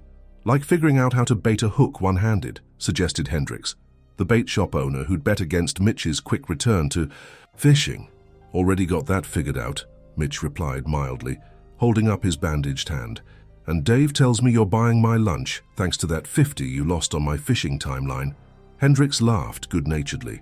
Worth every penny to see you back on the water, Mitch. Though I still say most men would take more than a week to recover from meeting the business end of a bear. Most men aren't as stubborn as Mitch, Dave pointed out. Doctor told him 2 weeks minimum before fishing. I believe his exact response was, "We'll see about that." The conversation drifted to other topics. Recent fishing reports, the upcoming summer tourism season, local politics, but Mitch noticed the occasional glances toward his bandaged hand, the unspoken questions that lingered beneath the surface. His injury represented something everyone who lived in the UP understood on some level. The wilderness that surrounded their communities was not a tame backdrop, but a living force with its own rules and dangers. After lunch, Dave drove Mitch back to his cabin, the day's fishing providing a comfortable backdrop for casual conversation. As they pulled into the driveway, Dave hesitated before shutting off the engine. "Carol wanted me to remind you that you're welcome back at our place any time," he said. "If you get tired of fending for yourself one-handed or just want company, I appreciate that," Mitch replied sincerely, "but I think I need to get used to managing on my own again. Doctor says the bandages can come off in another week, and then it's just a matter of getting used to. You know." He flexed his right hand, indicating his new reality. Dave nodded, understanding. "Well, the offer stands, and I expect you to call if you need anything. Groceries, help with chores, whatever." "Will do," Mitch promised, knowing he probably wouldn't unless absolutely necessary. Independence had always been his way, perhaps to a fault. Inside the cabin, Mitch carefully wrapped the day's catch and stored it in the refrigerator. Tomorrow he would cook one for dinner, a simple pleasure that now represented a small challenge to overcome. Each task required reassessment, adaptation to accommodate his new limitation. Frustrating at times, but not insurmountable. The afternoon passed quietly as Mitch settled back into his routine. He spent some time on the porch, watching the lake and practicing the hand exercises the physical therapist had recommended. The physician had been optimistic about his recovery. The amputation site was healing cleanly, and with proper therapy, he would regain nearly full function in the rest of his hand. The loss of part of his pinky would affect his grip strength, to some degree, but most daily activities would be manageable with minimal adaptation. As evening approached, Mitch found himself drawn to his desk in the small second bedroom that served as his office. From the bottom drawer, he retrieved a leather-bound journal, its pages filled with years of observations about the lake, the forest, the wildlife he'd encountered. Each entry was dated, a chronicle of his life in the wilderness and the changing seasons around his cabin. Opening to a blank page, Mitch began to write awkwardly with his right hand, the unfamiliar angle making his normally neat handwriting sprawl across the page. The words came slowly at first, then with increasing fluency as he recorded the events of the past week: the bear encounter, the hospital stay, the loss of his finger, and today's return to fishing. The act of writing ordered his thoughts, transformed chaotic experience into coherent narrative. By documenting what had happened, Mitch began to integrate it into the larger story of his life at Deer Lake. The bear attack became not an aberration, but another chapter in his ongoing relationship with the wilderness, significant but not defining. As darkness fell, Mitch closed the journal, feeling a sense of resolution that had eluded him until now. He would continue to heal, to adapt, to fish these waters and walk these forests. With greater caution, certainly. The bear's lesson, in humility, wouldn't soon be forgotten, but without surrendering to fear. 3 weeks later, Mitch stood on his dock in the early morning light, casting line across Deer Lake's still waters. His bandages were gone now, revealing the healed amputation site where his pinky finger now ended at the second joint. The surgical scar was still pink but fading, and the persistent ache had diminished to occasional twinges, particularly when rain was approaching. He'd adapted his fishing technique, finding ways to compensate for the slight loss of dexterity and grip strength. Some tasks remained challenging, tying certain knots, handling small hooks, but determination and practice had overcome most obstacles. His first solo fishing trip after the bandages came off had been a watershed moment, proof that his passion remained accessible despite his injury. Life had largely returned to normal, though with subtle differences. Mitch was more vigilant now, more conscious of his surroundings when outdoors. He'd installed better latches on his doors and windows, kept food stored more securely, and carried bear spray when venturing into the deeper forest. The DNR had provided educational materials about bear safety for all residents around Deer Lake, prompted by his experience. Small adjustments to coexistence rather than retreat. The nickname Nine-Finger Mitch had stuck, as Dave had predicted. Rather than fight it, Mitch had embraced it with dry humor, even having cards printed for his occasional fishing guide services that incorporated the moniker. His story had become local legend, retold in bait shops and taverns across the UP, growing more dramatic with each telling, despite his attempts to keep it grounded in reality. A fish struck his line, the familiar tug sending a jolt of pleasure. Through him, Mitch set the hook with a practiced flick of his wrist and began the careful dance of bringing his catch to the boat. A decent-sized smallmouth bass emerged from the water, its bronze scales catching the morning sunlight as it thrashed against the line's constraint. Mitch landed it deftly, his adapted technique now almost as natural as his former method. As he removed the hook and released the fish back into the lake, he caught movement on the distant shoreline. Through the morning mist, he glimpsed a dark shape moving along the forest's edge. A bear, smaller than the one that had attacked. Him? Probably a yearling exploring new territory. For a moment, Mitch watched the animal's progress, tracking its meandering path along the shore as it turned over rocks and investigated fallen logs. There was no fear in the observation, just respectful attention to a fellow inhabitant of this wilderness. The bear, unaware or unconcerned with his presence on the distant water, continued its morning forage before eventually disappearing back into the dense forest.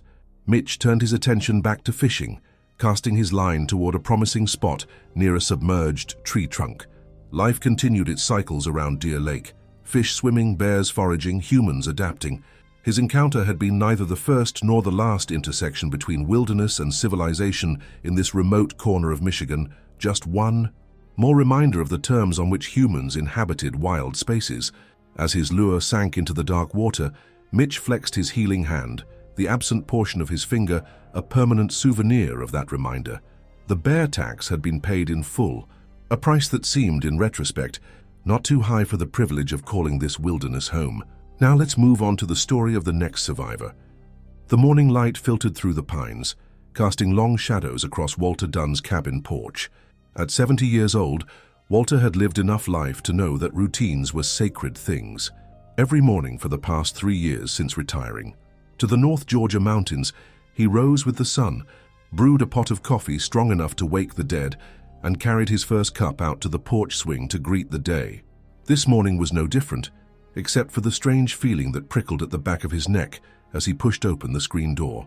Walter's cabin sat nestled among the pines and oaks of the Blue Ridge Mountains, about 15 miles outside, the small town of Cherry Log. It wasn't much, just a modest two-bedroom structure with weathered cedar siding and a metal roof that sang during rainstorms, but it was his.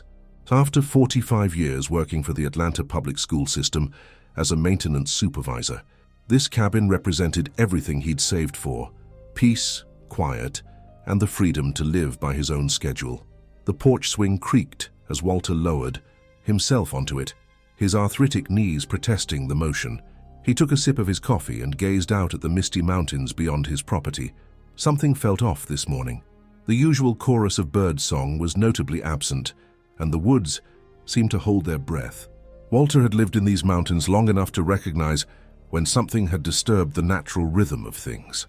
Setting his coffee mug on the small table beside the swing, Walter rose to his feet and squinted into the tree line. Nothing moved among the shadowy trunks, but the hairs on his arms stood at attention all the same. City folk might call it superstition, but Walter knew better. When you lived with nature rather than just visiting it, you developed a sixth sense for trouble. He was about to dismiss his concerns and return to his coffee when he spotted the overturned garbage can at the side of the porch. Walter always secured his trash in the shed until collection day, precisely to avoid attracting wildlife. The only garbage he kept outside was a small kitchen bin on the porch, and it now lay on its side, its contents spilled across the weathered boards. "Well, damn," Walter muttered, reaching for his walking stick that leaned against the cabin wall. The gnarled hickory staff had been a retirement gift from his colleagues, hand-carved by the shop teacher. It had accompanied him on countless hikes through these mountains, and occasionally served as a support when his left knee, the one he'd injured during his brief stint in Vietnam, acted up. As Walter approached the mess, he noticed large paw prints in the soft dirt beside the porch steps. They were unmistakable black bear. He'd seen them enough times on the trails to recognize them instantly. The prints were fresh, the edges still crisp, which meant the visitor had been here recently. Perhaps it was still nearby. Walter scanned the tree line again, this time with more purpose.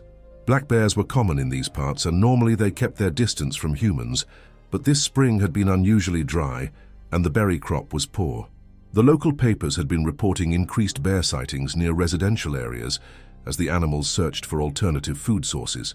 Keeping one eye on the surrounding forest, Walter began cleaning up the scattered trash. Coffee grounds, eggshells, an empty can of baked beans, and the remnants of last night's microwave dinner were strewn across the porch. As he worked, he made a mental note to be more vigilant about trash storage, even the kitchen scraps. The last thing he needed was to train a bear to see his cabin as an easy meal ticket. Just as Walter finished stuffing the last bits of trash into the bin, a low grunt from the side of the cabin froze him in place. Slowly, he straightened and turned toward the sound. There, not 20 feet away, stood a black bear. It was a young adult, Walter guessed, not yet full-sized, but certainly large enough to do damage if it felt threatened. Its black fur glistened in the morning light, and its small eyes fixed on Walter with unmistakable interest. Walter had encountered bears before on trails, but always at a safe distance, and never this close to his home. His heart hammered against his ribs, but years of handling emergencies in schools, from burst pipes to student fights, had taught him to stay calm under pressure. Sudden movements would be a mistake, so would running. "Hey there," Walter said softly, keeping his voice steady and low. "You've had your breakfast, and now it's time for you to move along." The bear tilted its head slightly as if considering Walter's suggestion. Then it dropped to all fours and took a step toward the porch. Walter's grip tightened on his walking stick. He knew the standard advice for bear encounters: make yourself look big, make noise, back away slowly. But backing away would take him further onto the porch, potentially trapping himself if the bear decided to follow. "That's far enough," Walter said, his voice firmer now. He raised his free arm above his head, trying to appear larger, and tapped his walking stick against the porch step. The sound echoed in the quiet morning air. The bear hesitated, then took another step forward. Walter's pulse quickened. This wasn't following the script. Black bears were supposed to be timid, easily scared off by noise and posturing. This one seemed unusually bold, perhaps habituated to humans or desperate for food. Neither possibility boded well. The bear sniffed the air, its wet nose glistening. It seemed particularly interested in the trash bin Walter had just refilled. Great, Walter thought. It knows there's food here and wants seconds. When the bear took yet another step forward, Walter decided on a more aggressive approach. He banged his walking stick hard against the wooden step, the crack sharp as a gunshot in the morning stillness. "Get out of here!" he shouted, his deep voice booming across the clearing. "Go on! Get!" For a moment, the bear seemed startled. It rose slightly on its hind legs, eyes fixed on Walter. Then, to Walter's dismay, it dropped back to all fours and continued its approach, now picking up pace. In that instant, Walter realized he was dealing with a potentially dangerous situation. This bear wasn't responding to typical deterrence, and it was heading straight for him. With the cabin at his back and the bear blocking his path to either the driveway or the woods, his options were limited. Walter quickly climbed the porch steps, putting at least some elevation between himself and the approaching animal. He glanced around for anything he might use to deter the bear.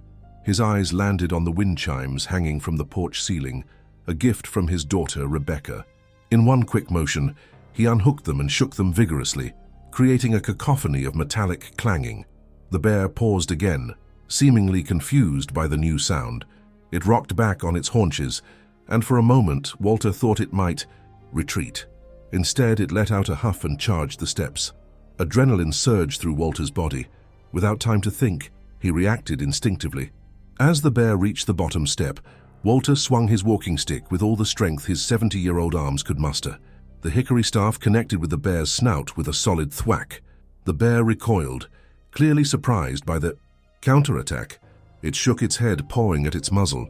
Walter didn't wait to see what it would do next. He continued swinging the stick in broad arcs, creating a barrier between himself and the animal, all while shouting at the top of his lungs. "Help!" he called out, though he knew his nearest neighbor was a quarter-mile through the woods. "Bear! Get away!" Whether it was the pain from the blow to its nose, the continued noise, or the wild swinging of the stick, something finally convinced the bear that Walter wasn't worth the trouble. It backed down the single step it had climbed, still facing Walter, then slowly turned and ambled toward the tree line, occasionally glancing back as if to ensure it wasn't being followed. Walter didn't lower his stick until the bear had completely disappeared into the forest.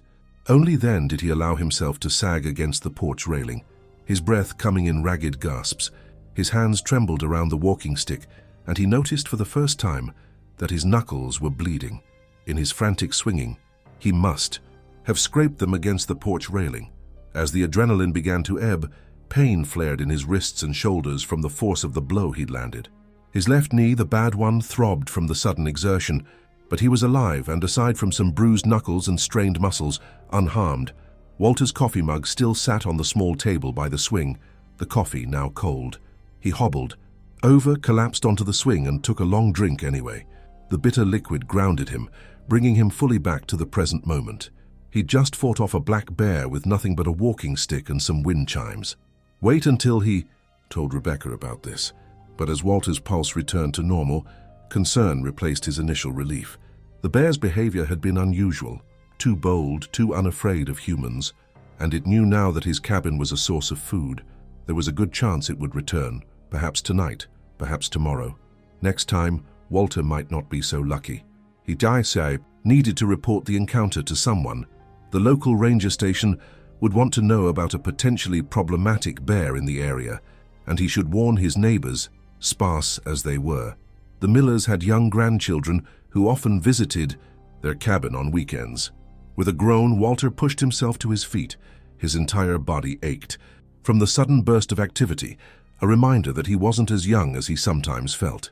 He made his way inside the cabin, leaving his empty coffee mug on the porch table. First things first, he needed to clean his scraped knuckles and take some ibuprofen for the pain that was now making itself known throughout his body. In the small bathroom, Walter ran cold water over his hands, wincing as it stung the raw skin. The mirror above the sink reflected an old man with wild gray hair and wide eyes, still dilated from fear and adrenaline. Walter barely recognized himself. He looked like he'd seen a ghost or fought a bear, which wasn't far from the truth. After patting his hands dry and applying antiseptic ointment from the medicine cabinet, Walter returned to the kitchen and swallowed 2 ibuprofen tablets with a glass of water.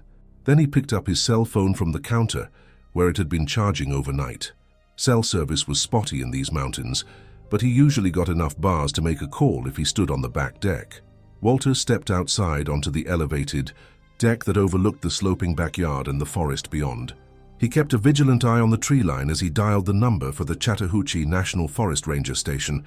After several rings, a woman answered. Chattahoochee National Forest, Blue Ridge District. This is Ranger Martinez. How can I help you? Yes, hello, Walter said, suddenly feeling a bit foolish. Now that the immediate danger had passed, he wondered if he was overreacting. My name is Walter Dunn. I have a cabin off Cherry Log Road, and I just had a rather close encounter with a black bear. Are you or anyone else injured, sir? The ranger asked, her tone becoming more alert. No, just some scraped knuckles on my end. I managed to scare it off with my walking stick, but it was acting strange. Wasn't afraid of me making noise or trying to look big. Actually charged at me on my porch. That is concerning behavior, Ranger Martinez agreed. Black bears don't typically approach humans unless they've learned to associate them with food. Have you left any food sources accessible? Bird feeders, pet food, unsecured garbage? Walter's eyes shifted to the overturned trash bin he'd just refilled. It got into my kitchen scraps this morning, but that's not normal for me.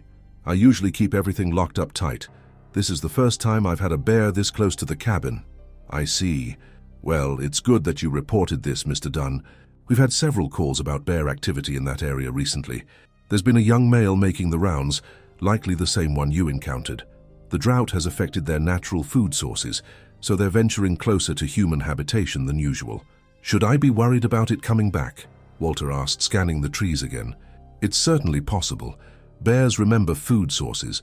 I'd recommend removing anything that might attract it. Take down bird feeders if you have them. Make sure all garbage is secured in a bear-proof container or inside a locked shed or garage. Clean your grill thoroughly if you've used it recently. I'll do all that, Walter promised. Good. And if you see the bear again, especially if it displays the same bold behavior, please call us immediately. We may need to trap and relocate it if it's becoming habituated to humans. Walter thanked the ranger and ended the call. He stood on the deck for a few minutes longer, watching the forest for any sign of movement. The woods had returned to normal now. Birds called to one another, and a squirrel chattered angrily from a nearby oak. Whatever disturbance the bear had caused in the natural order seemed to have dissipated. With a sigh, Walter went back inside and made a fresh pot of coffee. His morning routine was thoroughly disrupted, but he could at least salvage this small ritual. While the coffee brewed, he made a mental inventory of potential bear attractants around his property. The bird feeder by the garden would need to come down temporarily. He'd have to check the shed to make sure the door latched securely. And perhaps it was time to invest in a proper bear-resistant garbage container. Walter poured himself a fresh cup of coffee and carried it to his small home office where he kept his laptop. Rebecca had insisted he learn how to use email and social media after he retired, claiming it would help him stay connected. Though he'd initially resisted. Who needed Facebook at his age? He'd gradually come to appreciate the ability to share photos of his mountain views and stay in touch with former colleagues without the hassle of phone calls. He opened the community Facebook group for Cherry Log and the surrounding areas and typed out a quick post. Bear warning for Cherry Log Road area. Had a close encounter with a bold black bear this morning at my cabin. Ranger has been notified. Please secure food and garbage. Stay safe, neighbors. As an afterthought, he added, P.S. If anyone knows where I can get a bear-resistant garbage can locally, please let me know. He hit post and closed the laptop, satisfied that he'd done his civic duty in warning others. The rest of the morning passed quietly as Walter went about securing his property. He took down the bird feeder, emptying the seeds into a sealed container. He checked that the shed door closed properly and added a padlock for good measure. He even hauled the small charcoal grill from the back deck into the shed, though he hadn't used it in weeks. By noon, Walter's muscles were protesting the unusual level of activity, especially after the morning's adrenaline rush. His bruised knuckles throbbed, and his left knee felt unstable. He fixed himself a simple lunch of a peanut butter sandwich and potato chips, then settled into his recliner with a cold beer to rest. As he sat there, the events of the morning replayed in his mind. He could still see the bear's small, intelligent eyes fixed on him, still feel the shock that reverberated up his arms when the walking stick connected with the animal's snout. It had been a close call, closer than he cared to admit, even to himself. Walter must have dozed off in the chair because he woke with a start to the sound of his cell phone ringing. The afternoon light had shifted, suggesting he'd been asleep for at least an hour. He fumbled for the phone on the side table and answered without checking the caller ID. "Hello? Dad, are you okay?" Rebecca's worried voice came through the speaker. Walter blinked, confused for a moment. "Becky, of course I'm okay. Why wouldn't I be?" "Why wouldn't you be? Maybe because you just posted about fighting a bear with your walking stick." "Mrs. Miller saw your post and called me right away. Why didn't you call me?" Walter sighed. He should have known Martha Miller would alert Rebecca. The older woman had appointed herself Walter's unofficial guardian after his wife passed away 5 years ago, and she and Rebecca had formed an alliance to keep an eye on him, as they put it. "It wasn't worth worrying you over," Walter said. "Just a curious bear, I handled it." "Dad." Rebecca's tone was the one she reserved for her own teenage children when they tested her patience. "You're 70 years old.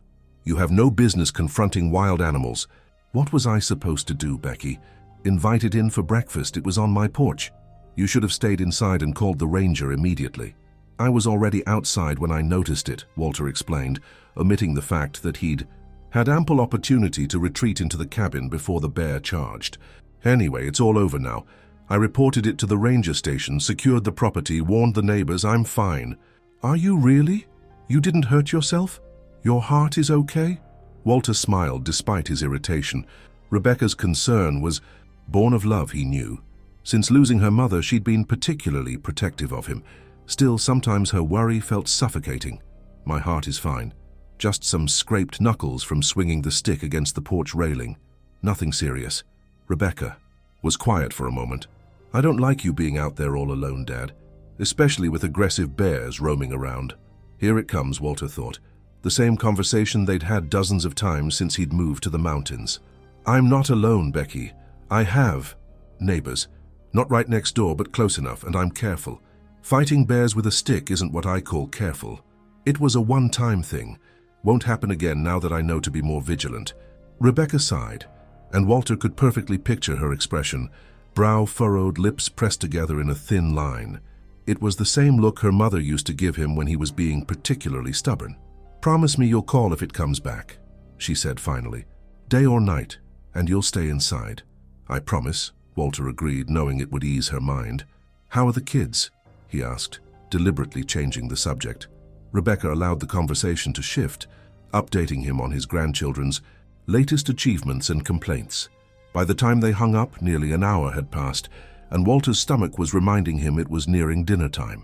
He heated up a frozen lasagna in the microwave and ate it straight from the plastic tray while watching the local news.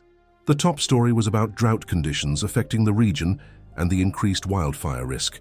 This was followed by a segment on wildlife encroaching on residential areas due to the same drought conditions. Bears, deer, and other wildlife are being spotted more frequently in neighborhoods across North Georgia, the Perky news anchor reported. The Georgia Department of Natural Resources advises residents to secure food, sources, and garbage to avoid attracting hungry animals. Walter snorted. "Little late with that warning," he muttered to the TV. After dinner, Walter checked his Facebook post and was surprised to see dozens of comments and reactions. Several neighbors reported similar bear sightings over the past week. Someone had dubbed him the Bear Whisperer of Cherry Log, which made him chuckle. A local hardware store owner had commented that they carried bear-resistant garbage containers and would give Walter a discount if he mentioned the post. As daylight faded, Walter found himself growing uneasy. Night brought vulnerability, and the memory of the morning's encounter was still fresh. He double-checked that all windows were closed and locked, something he rarely bothered with before. He kept his walking stick close at hand as he moved through. His evening routine, brushing his teeth, changing into pajama pants and a well-worn Atlanta Braves t-shirt, setting his alarm for the morning. Before turning in, Walter stepped onto the back deck one last time to assess the night. The forest was alive with the sounds of katydids and tree frogs, their chorus rising and falling in waves. The quarter moon provided just enough light to make out the shadowy shapes of trees at the edge of the clearing, but not enough to penetrate the darkness beyond. Something moved among those shadows, a darker shape shifting against the backdrop of night. Walter froze, straining his eyes to see. A moment later, he caught the gleam of eyes reflecting the cabin's porch light. The bear had returned. Walter's heart rate quickened as he watched the animal emerge from the tree line. It paused at the edge of the cleared yard, nose raised to test the air. Even in the dim light, Walter recognized it as the same bear from that morning, the same size, the same confident posture. Moving slowly and quietly, Walter retreated into the cabin and locked the door behind him. He thought about calling the ranger station, but realized it would be closed at this hour. There would be an emergency line, but was this truly an emergency? The bear was outside, he was inside, and as long as it stayed that way, there was no immediate danger. Still, Walter kept his phone in his pocket as he moved from window to window, tracking the bear's progress. It circled the property methodically, investigating the spots where the bird feeder had been, sniffing around the now locked shed, and finally approaching the porch where it had found food that morning. Walter watched from the kitchen window as the bear snuffled around the empty spot where the trash bin had been. He'd moved it inside after cleaning up the mess. The bear seemed frustrated, rising onto its hind legs to peer onto the porch, then dropping back down to continue its search. After nearly 20 minutes of exploration that yielded no food rewards, the bear finally retreated to the edge of the forest. But instead of disappearing into the trees, it settled onto its haunches in a patch of moonlight, eyes fixed on the cabin, waiting. A chill ran down Walter's spine. The bear's behavior wasn't just unusual, it was calculating. It knew food had been available here before, and it was willing to be patient. How long would it wait? All night? Would it be there in the morning when Walter needed to leave for his weekly grocery run to Blue Ridge? For the first time since moving to the mountains, Walter felt a flicker of fear in his own home. The cabin that had represented freedom and peace now felt like a fortress under siege. The walls and doors that had always seemed more than adequate suddenly felt thin and vulnerable. Walter decided he would call the emergency ranger line after all. He found the number online and dialed, explaining the situation to the sleepy-sounding dispatcher who answered. She promised to relay the information to the on-call ranger, but warned that unless the bear was actively trying to enter the home, it might be morning before anyone could respond. "Just stay inside, sir," she advised. "Bears generally don't. Try to break into structures. It's likely just hoping for easy food and will move on when it doesn't find any." Walter wasn't so sure, but he thanked her and hung up. He considered calling Rebecca, then dismissed the idea immediately. She would only worry, and there was nothing she could do from Atlanta except lose sleep. Instead, Walter settled into his recliner in the living room, walking stick across his lap, lights dimmed so he could see out the windows without creating a glare. He didn't expect to sleep, but he must have dozed because he jerked awake sometime later to a loud scraping sound from the front of the cabin. Walter surged to his feet, ignoring the protest from his stiff joints. He moved to the front window and peered out. The bear was on the porch, dragging a metal chair across the boards. As Walter watched in disbelief, it rose onto its hind legs and placed its front paws on the window frame, peering inside with obvious interest. Their eyes met through the glass deputy from the sheriff's office and contacted the on-call wildlife ranger. In the meantime, she advised, Walter should retreat to an interior room, away from windows. Walter thanked her and hung up. The master bedroom was the most interior room in the small cabin, but it had a window overlooking the back deck. The bathroom had no windows, but Walter couldn't imagine waiting out a bear siege sitting on the toilet. Instead, he opted for the hallway between the two bedrooms, bringing his walking stick and phone with him. From his position in the hallway, Walter could hear the bear moving around on the porch. Occasionally, there would be a scraping sound or a thud as it investigated different parts of the cabin's exterior. Each sound made Walter flinch, imagining claws testing the strength of door frames and window latches. The minutes stretched into what felt like hours as Walter waited for help to arrive. His back ached from sitting on the hard floor, and the cut on his knuckles from that morning throbbed in time with his heartbeat. Outside, the bear continued its patient exploration, sometimes quiet for so long that Walter wondered if it had left, only to be startled by a sudden sound from a new location. Finally, after what his phone told him was 43 minutes, Walter heard the crunch of tires on the gravel driveway. Lights swept across the interior of the cabin as a vehicle pulled up outside. The bear must have heard it too, because there was a heavy thud from the direction of the porch, as if it had jumped down to the ground. Walter cautiously made his way to the front window. A sheriff's department SUV sat in his driveway, its headlights illuminating the yard. As he watched, a spotlight mounted on the vehicle swung in an arc, searching the property. The beam caught the retreating form of the bear as it lumbered toward the tree line, apparently deterred by the arrival of humans and machinery. A sharp knock on the front door made Walter jump. "Mr. Dunn, Sheriff's Department, are you okay in—" There. Walter hurried to the door but hesitated before opening it. "Is the bear gone?" he called through the wood. "It's headed into the woods," the officer confirmed. "It's safe to open up." Walter unlocked the door and found himself face to face with a young deputy who looked barely old enough to have graduated high school. The name on his uniform read Patterson. "Are you all right, sir?" Deputy Patterson asked, eyes scanning Walter for injuries. "I'm fine," Walter assured him. "Just a bit shaken up. That bear was determined to get in here." Deputy Patterson nodded, glancing back toward the forest where the bear had disappeared. "We've been getting a lot of calls about bears this spring. Drought's got them desperate for food." He turned back to Walter. "Mind if I come in and take a report? Game warden's on his way too." Walter stepped aside to let the deputy enter, then closed and locked the door behind him. They sat at Walter's small kitchen table while Deputy Patterson took notes about both encounters, the morning confrontation and the evening siege. "Sounds like the same bear," the deputy said. "And it's definitely showing problematic behavior. Approaching humans, trying to enter structures. That's not typical for black bears unless they've been habituated to human food sources." "That's what the ranger said this morning," Walter agreed. "But I haven't been feeding it. Today was the first time it got into anything on my property." "Might not have been you," Deputy Patterson said. "Could be it's been rewarded with food elsewhere and is now checking every human dwelling it finds. Sometimes tourists feed them on purpose, thinking it's cute, creates dangerous bears, and usually ends badly for the animal."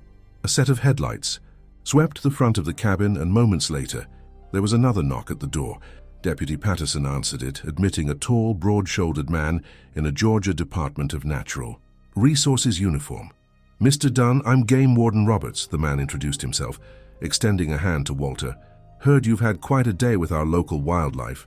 Walter shook the offered hand, noting the firm grip.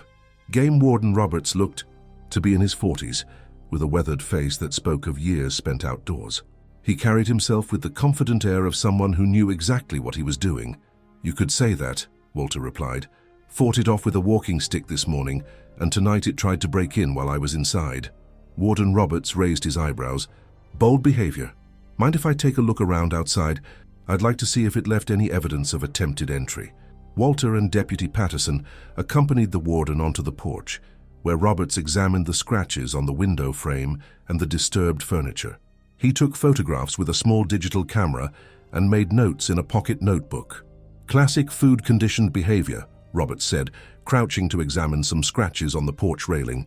"This bear has definitely learned that humans equal food. And that makes it dangerous." "What happens now?" Walter asked. Roberts straightened up, tucking his notebook back into his pocket. "We'll set a trap on your property if you're agreeable. Got one in my truck. Best case scenario, we catch it, tranquilize it, and relocate it to a more remote area." "And worst case scenario?" Walter prompted. The warden's expression grew serious. "If we can't trap it and the behavior continues or escalates, we may have to euthanize it. Bears that lose their fear of humans rarely revert to natural behavior. They become increasingly bold until someone gets hurt."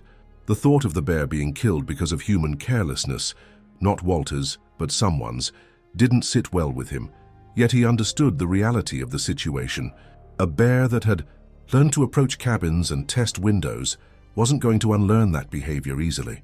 And the next cabin it visited might have children inside or less sturdy windows. "Set the trap," Walter agreed. "I'd rather see it relocated than shot." Warden Roberts nodded and returned to his truck to retrieve the trap, a large cage-like structure of heavy metal bars. With Deputy Patterson's help, he positioned it at the edge of Walter's yard, near where the bear had emerged from the forest. He baited it with a mixture that smelled like rotten fruit and fish to Walter's nose, explaining that it contained scents irresistible to bears, but no actual food reward. "Now we wait," Roberts said when the trap was set. "I'll check it tomorrow morning. In the meantime, stay inside as much as possible, especially around dawn and dusk when bears are most active. If you see it again before I return, Call the emergency line immediately. Deputy Patterson offered to stay for a while to make sure the bear didn't return while Walter was alone, but Walter assured him it wasn't necessary. The young deputy seemed relieved.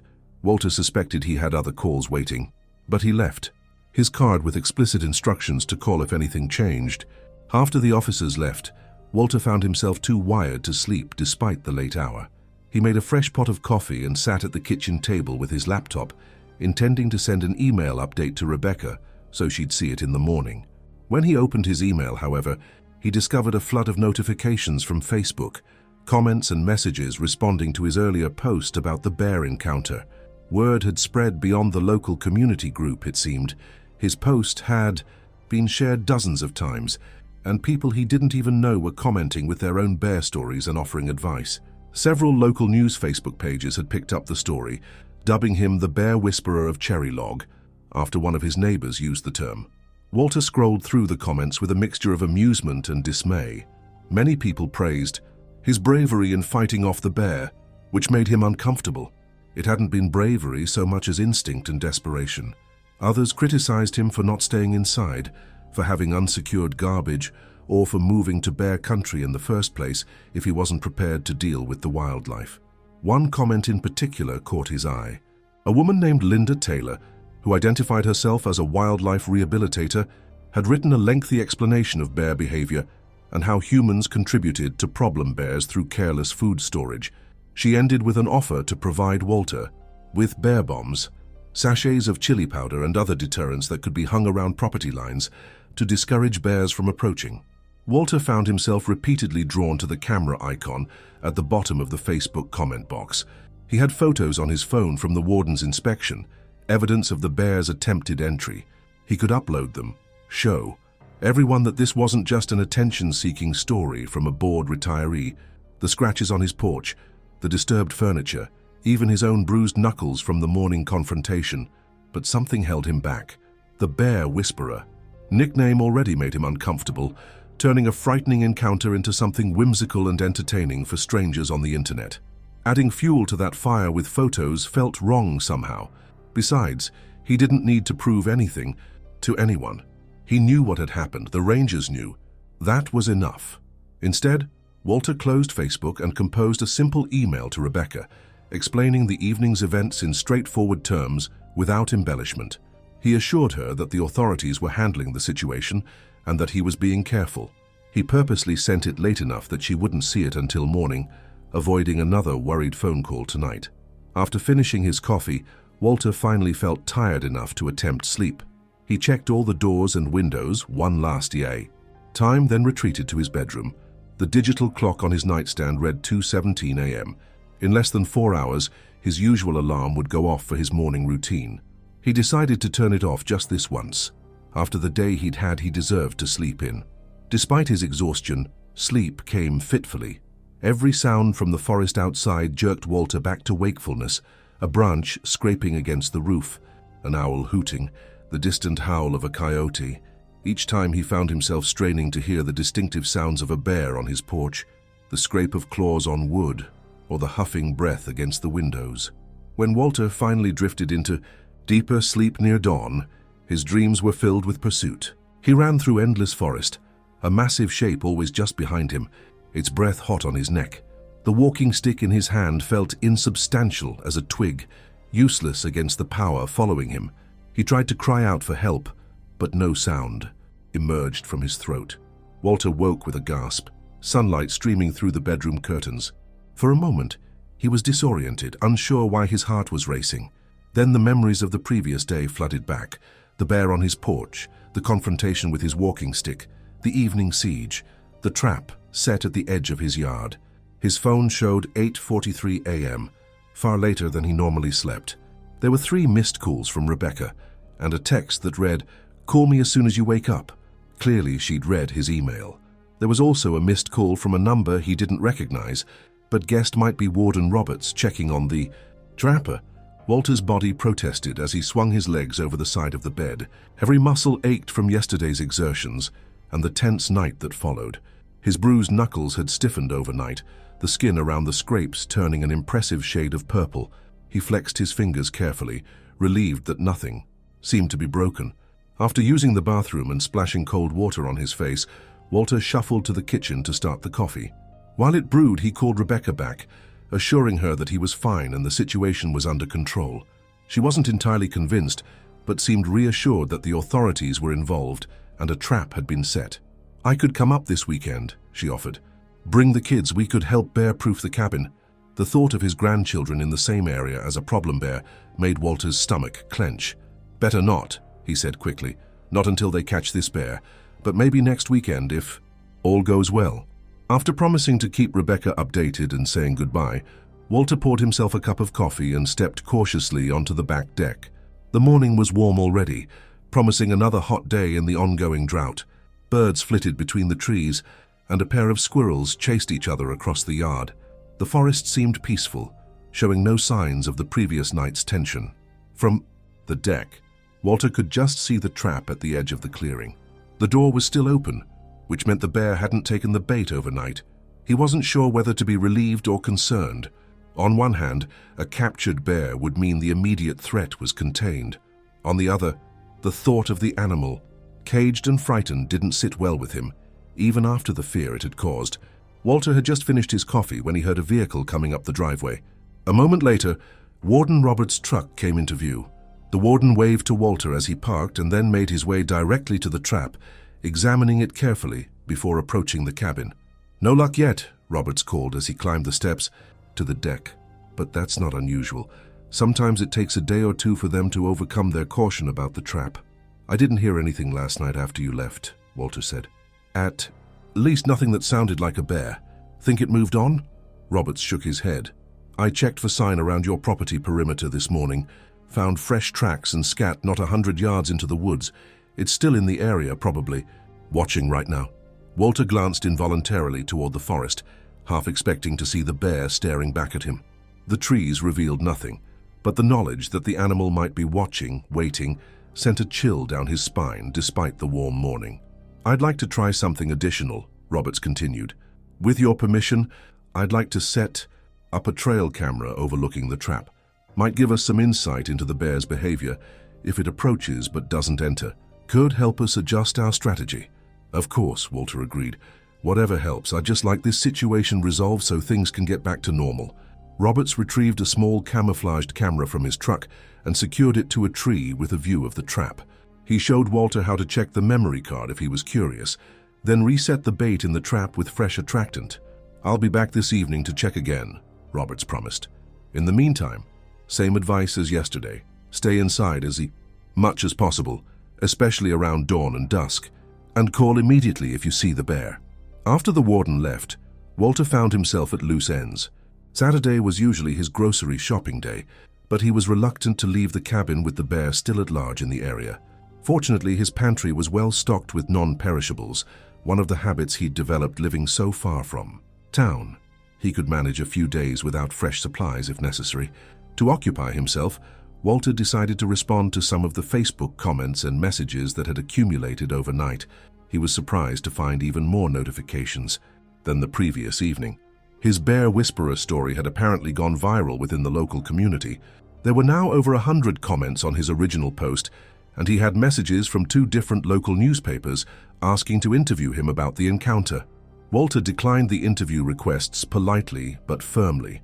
The last thing he wanted was more attention, especially while the situation with the bear remained unresolved.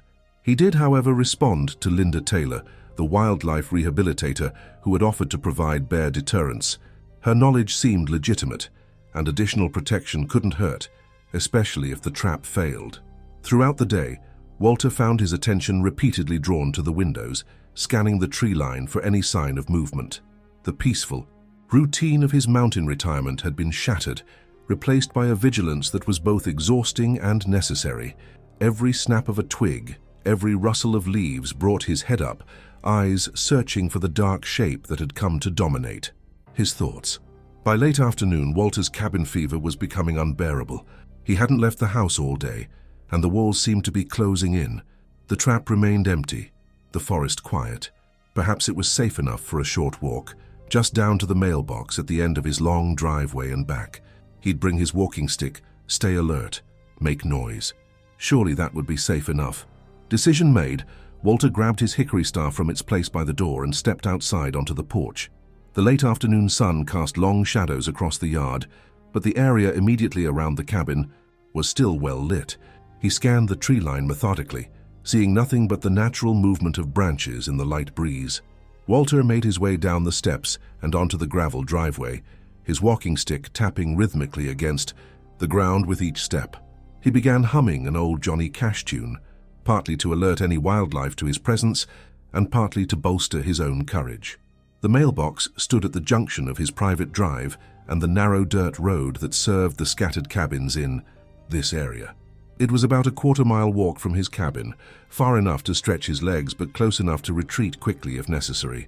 As Walter approached the mailbox, he kept his eyes moving, constantly scanning his surroundings. The mailbox contained nothing but a sales flyer from the hardware store in Blue Ridge and a power bill. Walter took both and turned to head back to the cabin, feeling somewhat foolish for his caution. The forest was peaceful, showing no signs of the predator that had so unsettled his life. He was about halfway back to the cabin when he heard it, a distinctive huffing sound from the trees to his right. Walter froze, his grip tightening on the walking stick. Slowly he turned his head toward the sound.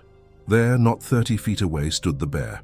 It was partially obscured by a thicket of mountain laurel, but Walter could clearly see its head and shoulders. The animal was watching him intently, neither advancing nor retreating. Walter's heart hammered against his ribs. He was exposed on the driveway, with no immediate shelter. The cabin was still a good 100 yards away, too far to reach before the bear could overtake him if it chose to charge. Running would be the worst possible response.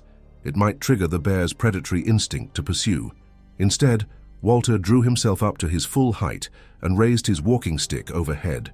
"Hey!" he shouted, his voice echoing through the quiet forest. "Get out of here, go on!" The bear didn't move. It continued to watch Walter with those small, intelligent eyes, seemingly unimpressed by his display. After a moment, it took a single step forward, emerging further from the thicket. Walter's mouth went dry. The bear wasn't showing the same aggressive behavior as yesterday. No charging, no huffing challenges. But its calm, deliberate manner was somehow more unsettling. It was assessing him, deciding whether he represented a threat or an opportunity. Keeping his movements slow and deliberate, Walter began backing up in the direction of the cabin. He maintained eye contact with the bear, not wanting to turn his back on it, but also knowing he needed to increase the distance between them. "Nice bear," he found himself saying, as if it were a neighborhood dog. "You just stay there. I'm going. Home now, no food here, nothing for you." The bear watched his retreat for several steps, then, to Walter's horror, began to follow. It moved slowly, matching his pace, maintaining the distance between them. It wasn't charging or behaving aggressively, but the deliberate pursuit sent ice through Walter's veins. He continued his backward retreat, focusing on keeping his footing on the uneven gravel while never taking his eyes off the bear. The distance to the cabin seemed to stretch impossibly. Walter's left knee, already sore from yesterday's exertions, began to throb with the awkward movement. The bear continued its calm pursuit, occasionally stopping to sniff the air, but always resuming its steady progress toward Walter. The pattern continued for several tense minutes, Walter backing away, the bear following, neither closing nor increasing the gap between them. When the cabin finally came into view over his shoulder, Walter felt a surge of relief. Just another 50 yards to safety. The bear, however, seemed to sense his goal and suddenly increased its pace. It wasn't quite running, but its purposeful walk had quickened to a trot. Walter abandoned his backwards movement and turned to face the cabin, moving as quickly as he dared with his aching knee. The sound of the bear's movement behind him spurred him faster, ignoring the pain that shot through his leg with each step. The distance to the porch steps seemed to both shrink and expand with every footfall. Walter could hear the bear behind him, not charging but moving steadily, persistently. His breath came in ragged gasps, more from fear than exertion. The walking stick in his hand felt suddenly inadequate against the power following him. Walter reached the steps and took them two at a time, ignoring the protest from his knee. He fumbled with the door handle, his fingers clumsy with adrenaline, and practically fell into the cabin. Slamming the door behind him, he leaned against it, heart pounding, waiting for the impact of a bear hurling itself against the wood. It never came. After a minute of tense listening, Walter cautiously peered out the window beside the door. The bear stood at the bottom of the porch steps, looking up at the cabin with what Walter could only interpret as disappointment. It sniffed the air, pawed at the lowest step, then slowly circled the porch, checking each potential entry point as it had the night before. Walter watched in horrified fascination as the animal methodically tested the strength of his home's defenses. It rose onto its hind legs to peer into windows, nosed at door frames, and even investigated the crawl space access at the side of the cabin. Its behavior was too purposeful to be mere curiosity. It was hunting for weakness, for a way to reach. The food source it believed was inside. After nearly 20 minutes of this inspection, the bear finally seemed to lose interest. It gave the cabin one last circuit, then ambled toward the edge of the clearing. But instead of disappearing into the trees, it stopped at the very spot where it had waited the previous night and settled onto its haunches, watching the cabin, like a patient sentinel. Walter's hands trembled as he reached for his phone. He dialed Warden Roberts' number, and the man answered on the second ring. "Roberts here." "It's Walter Dunn," Walter said, his voice shakier than he would have liked. "The bear just followed me from the mailbox to my cabin. Now it's sitting at the edge of the yard, watching the house." The warden's tone sharpened. "Are you inside now? Are you safe?" "Yes, I'm inside. It didn't try to attack me exactly, just followed me, like it was herding me back to the cabin." "I'm about 20 minutes away," Roberts said. "Sit tight, stay inside, and keep an eye on it if you can do so safely. I want to see this behavior firsthand if possible." After hanging up, Walter moved from window to window, tracking the bear's position. It remained in its watchful posture at the forest edge, occasionally shifting position, but never taking its eyes off the cabin. The sun was beginning to set, casting long shadows across the yard and making the bear's dark form harder to distinguish from the surrounding forest. By the time Warden Roberts' truck pulled into the driveway, Walter had been watching the bear for nearly half an hour. The animal rose to its feet at the sound of the vehicle but didn't immediately flee. It watched as the truck approached, only retreating into the tree line when Roberts stopped and got out, rifle in hand. The warden scanned the area where the bear had disappeared, then approached the cabin. Walter met him on the porch, keeping a wary eye on the forest. "It was right there," Walter said, pointing to the spot where the bear had kept its vigil. "Sat there watching the cabin for at least half an hour after following me back from the mailbox." Roberts nodded, his expression grave. "That's concerning behavior. Following humans, maintaining proximity to dwellings even when humans are present. This bear has lost all natural caution around people." "What do we do now?" Walter asked. "The trap doesn't seem to be working." "I'm going to adjust our approach," Roberts said. "First, I'll check the trail camera to see if the bear approached the trap at all last night. Then I'll reposition it closer to the cabin, since that's where the bear seems determined to be." The warden retrieved the memory card from the trail camera and reviewed the footage on a small handheld viewer. He showed Walter several clips captured. Overnight, the bear had indeed approached the trap, circled it multiple times, but ultimately decided not to enter. The animal's caution around the unfamiliar structure was evident, even as its fear of humans seemed to have vanished. With Walter's help, Roberts moved the trap to a position closer to the cabin, directly in the path the bear would likely take. If it approached from the same direction as previous visits, they rebaited it with fresh attractant, and Roberts adjusted the trigger mechanism to be more sensitive. "I want to show you how to handle yourself if the bear approaches again while you're outside," Roberts said when they'd finished. He spent the next 20 minutes teaching Walter proper bear safety techniques, how to identify signs of aggression versus curiosity, appropriate responses to different bear behaviors, and the most effective use of deterrence. Remember, Roberts Tyzendice emphasized black bears rarely attack humans unless they feel threatened or cornered. Even this one, problematic as its behavior is, isn't likely to attack outright. It wants food, not a fight, but that doesn't mean it isn't dangerous. A food-conditioned bear can cause serious injury, even unintentionally. Before leaving, Roberts provided Walter with a small canister of bear spray, a potent pepper spray designed specifically for bear deterrence. "This is more effective than your walking stick," he said with a wry smile, "but I hope you won't need to use it.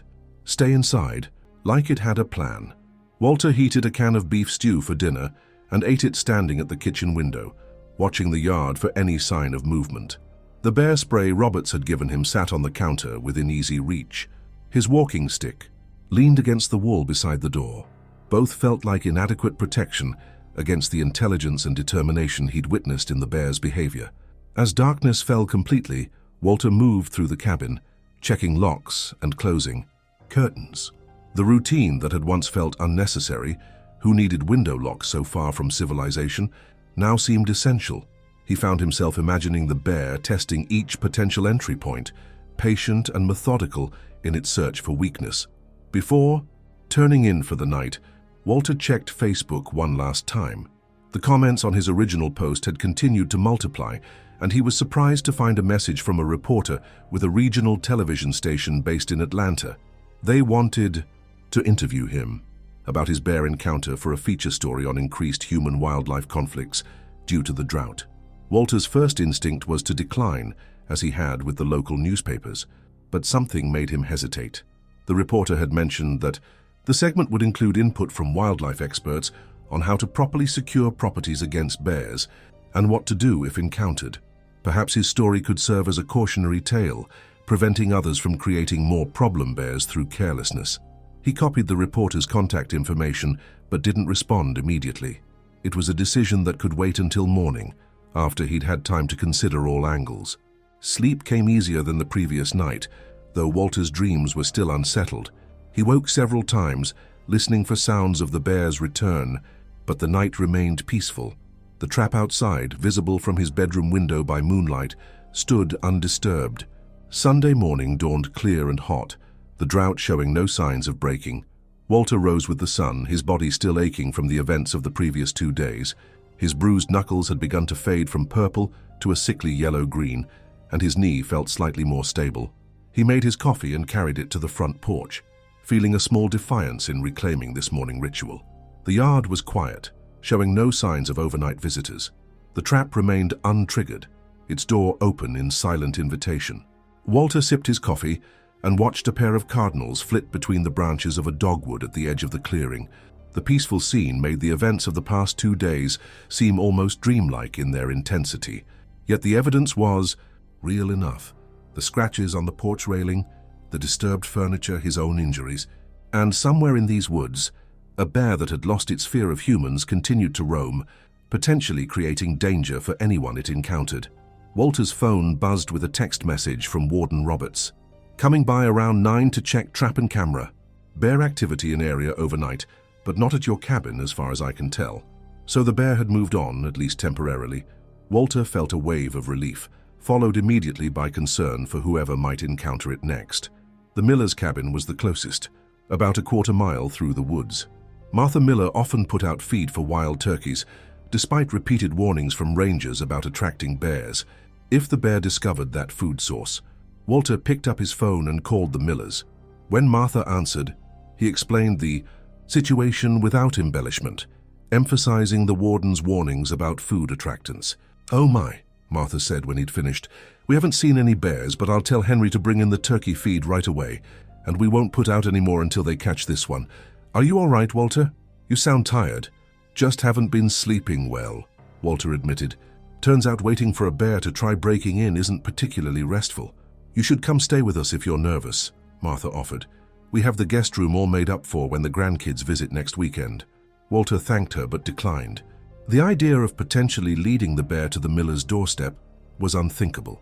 Besides, his pride rebelled at the thought of fleeing his own home because of a wild animal, even one as persistent as this bear. When Warden Roberts arrived, he brought news that confirmed Walter's fears. There had been another bear sighting overnight, this time at a cabin about a mile away on the other side of Cherry Log Road. The animal had gotten into a garbage can left outside and had shown no fear when the homeowners tried to scare it away by banging pots and pans. "Same description as your visitor," Roberts said as they checked the still empty trap. "Young adult, relatively small but well-fed looking, and the same behavior pattern, more curious than aggressive, but completely unafraid of humans and noisy deterrents." The trail camera had captured several deer and a raccoon investigating the trap overnight, but no sign of the bear. Roberts repositioned the camera to cover more of the yard and refreshed the bait in the trap. "I'm setting another trap at the Carlton place where it was seen last night," he explained, "doubling our chances of catching it. In the meantime, the department has issued a bear alert for the whole cherry log area. Folks are being advised to secure all food sources and use extra caution outdoors, especially at dawn and dusk. After Roberts left, Walter found himself at loose ends again.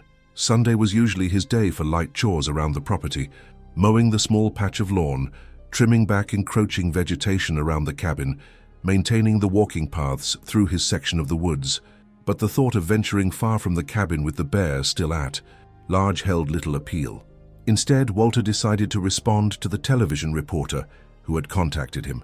He composed a careful email explaining that he would be willing to be interviewed if the segment focused on bear safety and prevention rather than sensationalizing the encounter. To his surprise, he received a response within minutes, agreeing to his terms and suggesting they film at his cabin the following afternoon. The rest of the day passed quietly. Walter spent much of it on the porch, reading a Tony Hillerman mystery.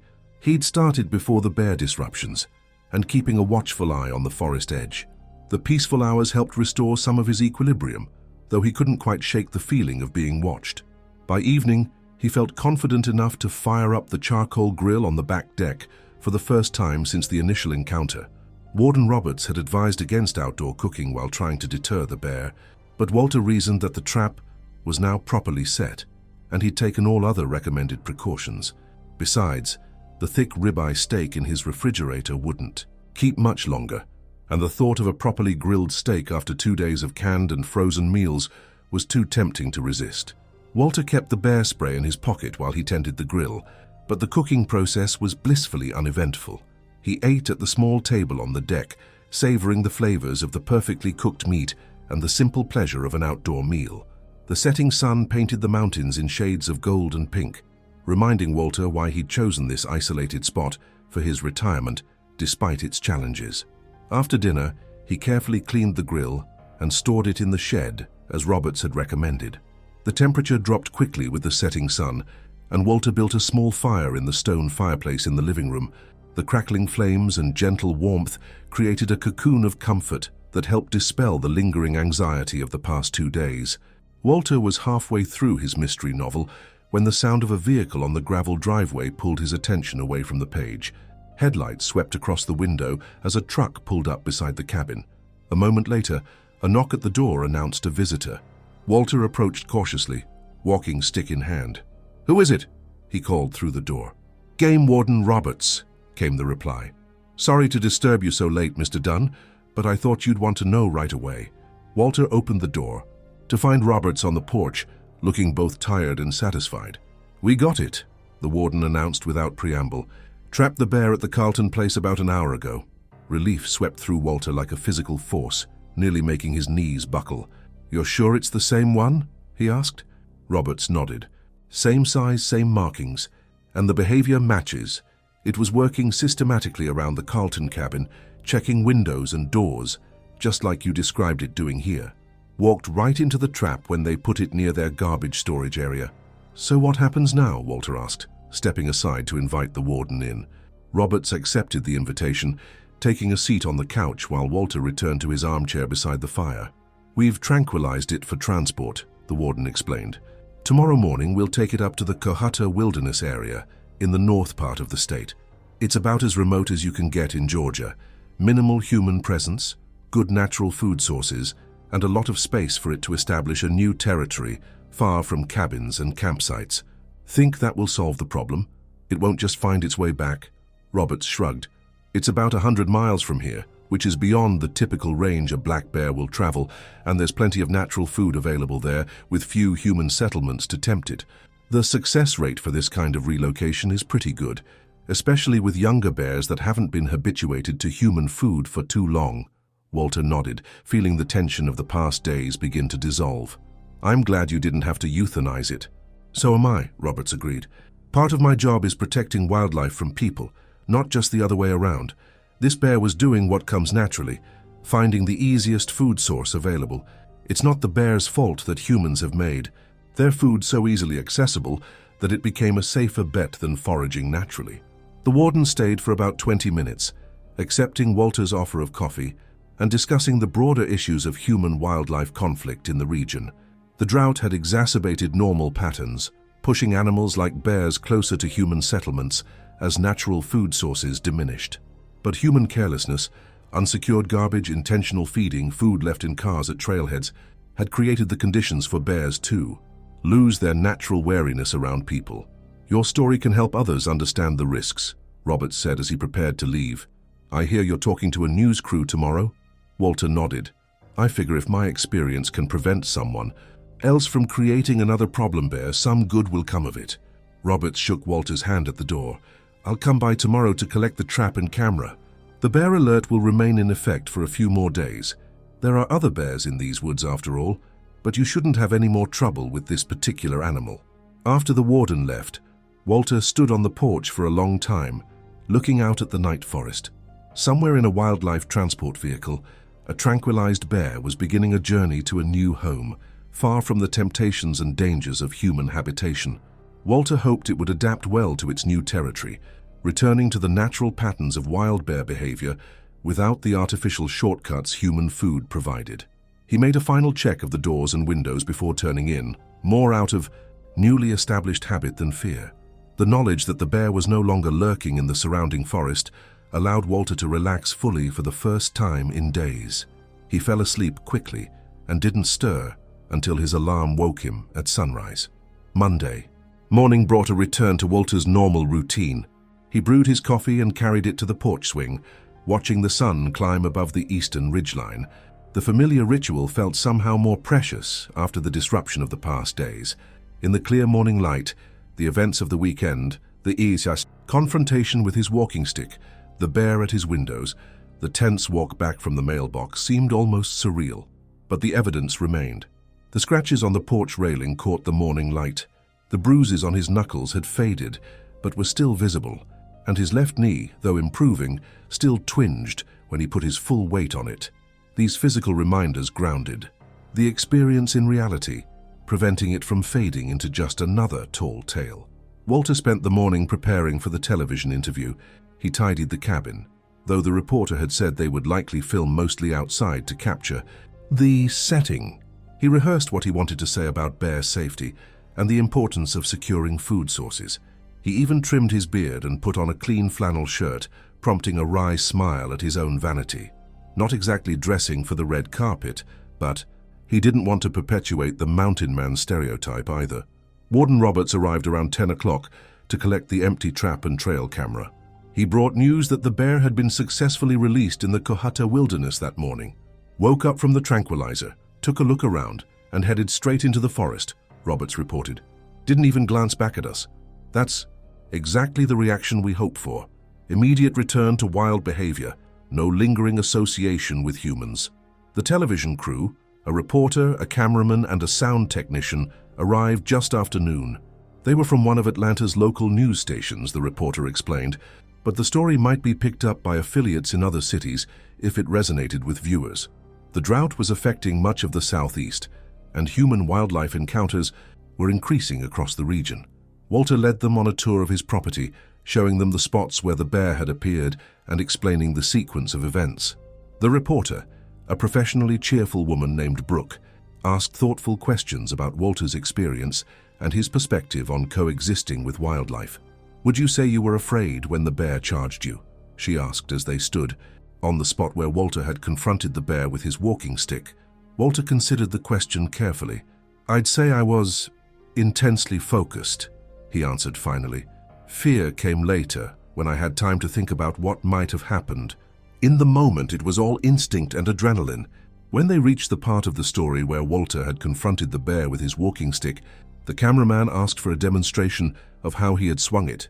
Walter obliged, mimicking the defensive motion while describing the encounter. "And this earned you the nickname Bear Whisperer of Cherry Log, correct?" Brooke asked, a smile playing at the corners of her mouth. Walter chuckled. "That was my neighbor's idea of a joke. I didn't whisper to it so much as shout and swing a stick at it. Not exactly a gentle approach to animal communication." The interview continued for about an hour, with Brooke skillfully guiding the conversation toward the educational aspects Walter had hoped to emphasize. They discussed proper food storage in bear country, appropriate responses to bear encounters, and the importance of maintaining a healthy wariness between wild animals and humans. What would you say to people who might think feeding bears is a harmless way to observe wildlife up close? Brooke asked toward the end of the interview. Walter didn't hesitate. I'd say they're setting up both themselves and the bear for tragedy. A fed bear is a dead bear, as the saying goes. Once they lose their natural fear of humans and associate us with easy food, they become dangerous. And usually, it's the bear that pays the ultimate price for human carelessness. And yet in this case the bear was safely relocated, Brooke noted. We got lucky, Walter acknowledged. If it had injured someone, or if it had become so habituated that relocation wasn't viable, it might have been euthanized. And all because someone, somewhere, made their garbage or bird feeder or picnic lunch too accessible. As the crew packed up their equipment, Brooke informed Walter that the segment would likely air on Wednesday evening's news, with clips possibly appearing in promotional spots before then. She promised to email him a link to the online version once it was available. After the news crew departed, the cabin felt strangely empty. Walter realized he'd had more human interaction in the past 3 days than in a typical week of his retired mountain life. While he valued his solitude, he had to admit that the conversations with Warden Roberts, the Millers, and even the television crew had been stimulating in a way his usual routine wasn't. The quiet afternoon stretched before him, but instead of returning to his mystery novel, Walter found himself drawn to his laptop. He opened a new document and began typing, recording the events of the past 3 days while they were still fresh in his mind. He wasn't sure why he felt compelled to document the experience, perhaps to process it fully, or perhaps because someday he might want to share the complete story with his grandchildren beyond whatever brief segment made it to the evening news. Walter wrote throughout the afternoon, his fingers moving steadily across the keyboard as he reconstructed each moment: the initial confrontation on the porch, the bear testing his windows, the tense walk back from the mailbox. He included details that he hadn't shared with the news crew or even Warden Roberts, the primal fear that had gripped him when he realized the bear was following him, the way time had seemed to stretch during those moments of confrontation, the strange sense of connection he'd felt when looking into the bear's eyes through the window. By the time Walter finished writing, the sun was setting. He saved the document, titled simply Bear Encounter, and closed the laptop. His body felt lighter somehow, as if recording the experience had transferred some of its weight from his shoulders to the digital page. Walter stepped onto the back deck to watch the sunset, a glass of bourbon in hand to mark what felt like the conclusion of an extraordinary chapter in his otherwise ordinary life. The mountains glowed golden in the fading light, the forest stretching, endless and mysterious beyond his small clearing. Somewhere in that vastness, countless wild creatures were going about their evening routines, hunting, foraging, seeking shelter for the night. And somewhere much further north, a young black bear was exploring new territory, hopefully returning to the natural rhythms that would keep both it and humans safe from harm. The days that followed brought a gradual return to normalcy. Walter resumed his regular activities: a trip to town for groceries, maintenance chores around the property, afternoon walks on the forest trails. The bear trap and warning signs were removed, though Warden Roberts advised continued vigilance with food storage and garbage disposal. The drought persisted, keeping wildlife pressure on human settlements higher than usual. On Wednesday evening, Walter sat in his recliner and tuned into the Atlanta news station that had interviewed him. After weather and local politics, the He-Siam anchor introduced the segment with a teaser about a North Georgia man's harrowing encounter with a hungry bear. Walter winced at the sensational framing, but was pleasantly surprised by the actual piece that followed. The segment was nearly 4 minutes long, substantial for a local news story, and focused primarily on the educational aspects Walter had emphasized. His demonstration with the walking stick was included, but in the context of proper bear safety techniques, rather than as the centerpiece of a man versus beast narrative. Warden Roberts appeared, explaining the reasons for the bear's behavior and the steps that had been taken to relocate it. The piece concluded with a list of bear safety tips for residents and visitors to bear country. Walter's phone began buzzing with text messages as soon as the segment ended. Rebecca was first, expressing a mixture of pride in her father's composure, on camera, and renewed concern about his safety in the bear-infested mountains, as she called them. Several former colleagues chimed in with jokes about his newfound celebrity. The Millers called to say they'd recorded the segment and would be happy to make him a copy. The broader response came the following day. Walter's original Facebook post, which had already gained significant local attention, exploded with new comments and shares after being linked in the online version of the news story. People from across Georgia and neighboring states weighed in with their own wildlife encounter stories, questions about bear safety, and compliments on Walter's calm handling of the situation. Linda Taylor, the wildlife rehabilitator who had offered bear deterrence, messaged Walter again, this time with a more specific proposal. She was organizing a community workshop on living safely with wildlife in drought conditions and wanted Walter to share his experience as part of the program. She assured him that he wouldn't need to speak for long, just a brief first-person account to complement the expert presentations. Walter hesitated, uncomfortable with the idea of becoming any more of a public figure than he already had. But the opportunity to turn his frightening experience into something educational for others was appealing. After consulting with Warden Roberts, who enthusiastically endorsed the workshop, Walter agreed to participate.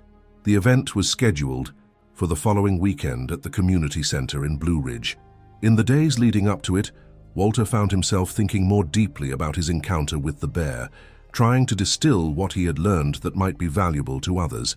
It wasn't just about proper garbage disposal or not leaving food outside, though those were certainly important. There was something more fundamental about respecting the wildness of wild animals, about understanding that coexistence required maintaining appropriate boundaries. When Saturday arrived, Walter dressed in his best casual clothes and drove to Blue Ridge with the notes he had prepared. The community center parking lot was surprisingly full, and when he entered the main meeting room, he was startled to find nearly 100 people in attendance. Linda greeted him warmly and introduced him to the other presenters, a biologist from the state wildlife department, a representative from a bear conservation organization, and a local ranger who specialized in human-wildlife conflict. Walter's segment came after the expert presentations. As he stood at the podium, looking out at the attentive faces, his initial nervousness faded. These were his neighbors in the broadest sense, people who, like him, had chosen to live in or near wild spaces, who valued the natural world even as they sometimes struggled to navigate its challenges. He recounted his bear encounter, simply and honestly, emphasizing both the fear he had felt and the respect he had developed for the animal's intelligence and persistence. He acknowledged the mistakes he had made, leaving the kitchen scraps unsecured, venturing to the mailbox alone after knowing the bear was in the area, and the lessons he had learned about living more carefully in bear country. In the end, Walter concluded, "I think what stayed with me most was the look in that bear's eyes when it watched me through the window. There was nothing malicious there, nothing evil, just a wild animal doing what wild animals do, seeking the easiest path to survival. The problem wasn't that the bear was being a bear. The problem was that humans had created conditions where being a bear meant coming into conflict with people." The audience's response was warmly appreciative, with several people approaching Walter afterward to thank him for sharing his experience. A few asked to take photos with him, somewhat to his embarrassment. The Bear Whisperer nickname had apparently stuck, despite his protests that there had been no whispering involved. As the event wound down, Warden Roberts found Walter by the refreshment table. "You did good," the warden said, clapping Walter on the shoulder. People listen differently to a first-hand account than they do to experts spouting regulations. "You might have done more for bear safety in 20 minutes than I could in a month of patrol stops." "Glad something good came of it," Walter replied. "Any word on our bear up in Cahuta?" Roberts shook his head. "No news is good news in this case. If it stays away from people and campgrounds, we won't hear about it. And that's exactly what we want." In the weeks that followed, Walter's life returned to its quiet rhythms.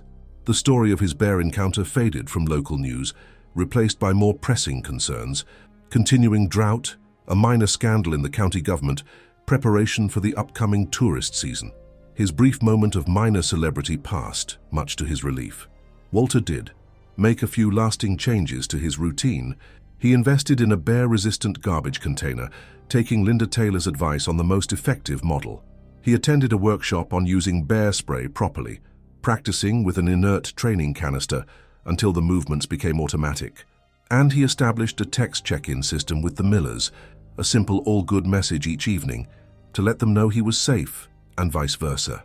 The most surprising change, however, was one Walter hadn't anticipated. he found himself watching the forest with new eyes, more alert to its rhythms and residents, more attuned to the signs of wildlife activity around his property, not from fear, but from a deepened awareness that he shared this space with countless other beings, each with their own purposes and patterns. He began keeping a journal of his wildlife sightings: deer at the garden edge at dawn, a family of raccoons investigating the creek behind the cabin, a barred owl that haunted the large oak near the driveway. He purchased a better pair of binoculars and a field guide to Appalachian wildlife, gradually building his knowledge of the creatures whose territory overlapped with his small human claim on the mountain. One evening in late summer, as Walter sat on his back deck watching the sun set behind the western ridge, a movement at the forest edge caught his eye. He raised his binoculars and adjusted the focus to find a black bear, not his bear, but a different one, smaller and with a distinctive white chest marking, turning over logs at the edge of the clearing, searching for insects. Walter's heart rate quickened, but not from fear. The bear was keeping a respectful distance from the cabin, engaged in natural foraging behavior. It showed no interest in approaching human habitation, no sign of having been habituated to human food. This was how the relationship was supposed to work. Wild animals living wild lives, humans observing from a distance. After about 10 minutes of foraging, the bear looked up, perhaps catching Walter's scent on the evening breeze. Their eyes met across the clearing, human and bear, predator and potential prey, yet neither in immediate danger from the other. The bear held Walter's gaze for a long moment, assessing, then apparently deciding that the human posed no threat. From this distance it turned and ambled away into the deepening shadows of the forest, disappearing as naturally as it had appeared. Walter lowered his binoculars, a smile spreading across his face. This was why he had moved to the mountains, not to conquer or control the wilderness, but to live alongside it, to witness these moments of wild grace. His encounter with the problem bear had been frightening, even dangerous, but it had also awakened something in him that had been dormant, a deeper appreciation for the delicate balance of coexistence and his role in maintaining it. As darkness settled over the mountains and the first stars appeared overhead, Walter made a note in his wildlife journal: black bear, white chest patch, east edge of clearing, 8:15 p.m. Healthy, natural behavior. Beautiful. He closed the journal and went inside, leaving the wild night to its rightful inhabitants. Tomorrow would bring another dawn, another day of mountain living with all its challenges and rewards. Walter Dunn, 70 years old and still learning, wouldn't have it any other way.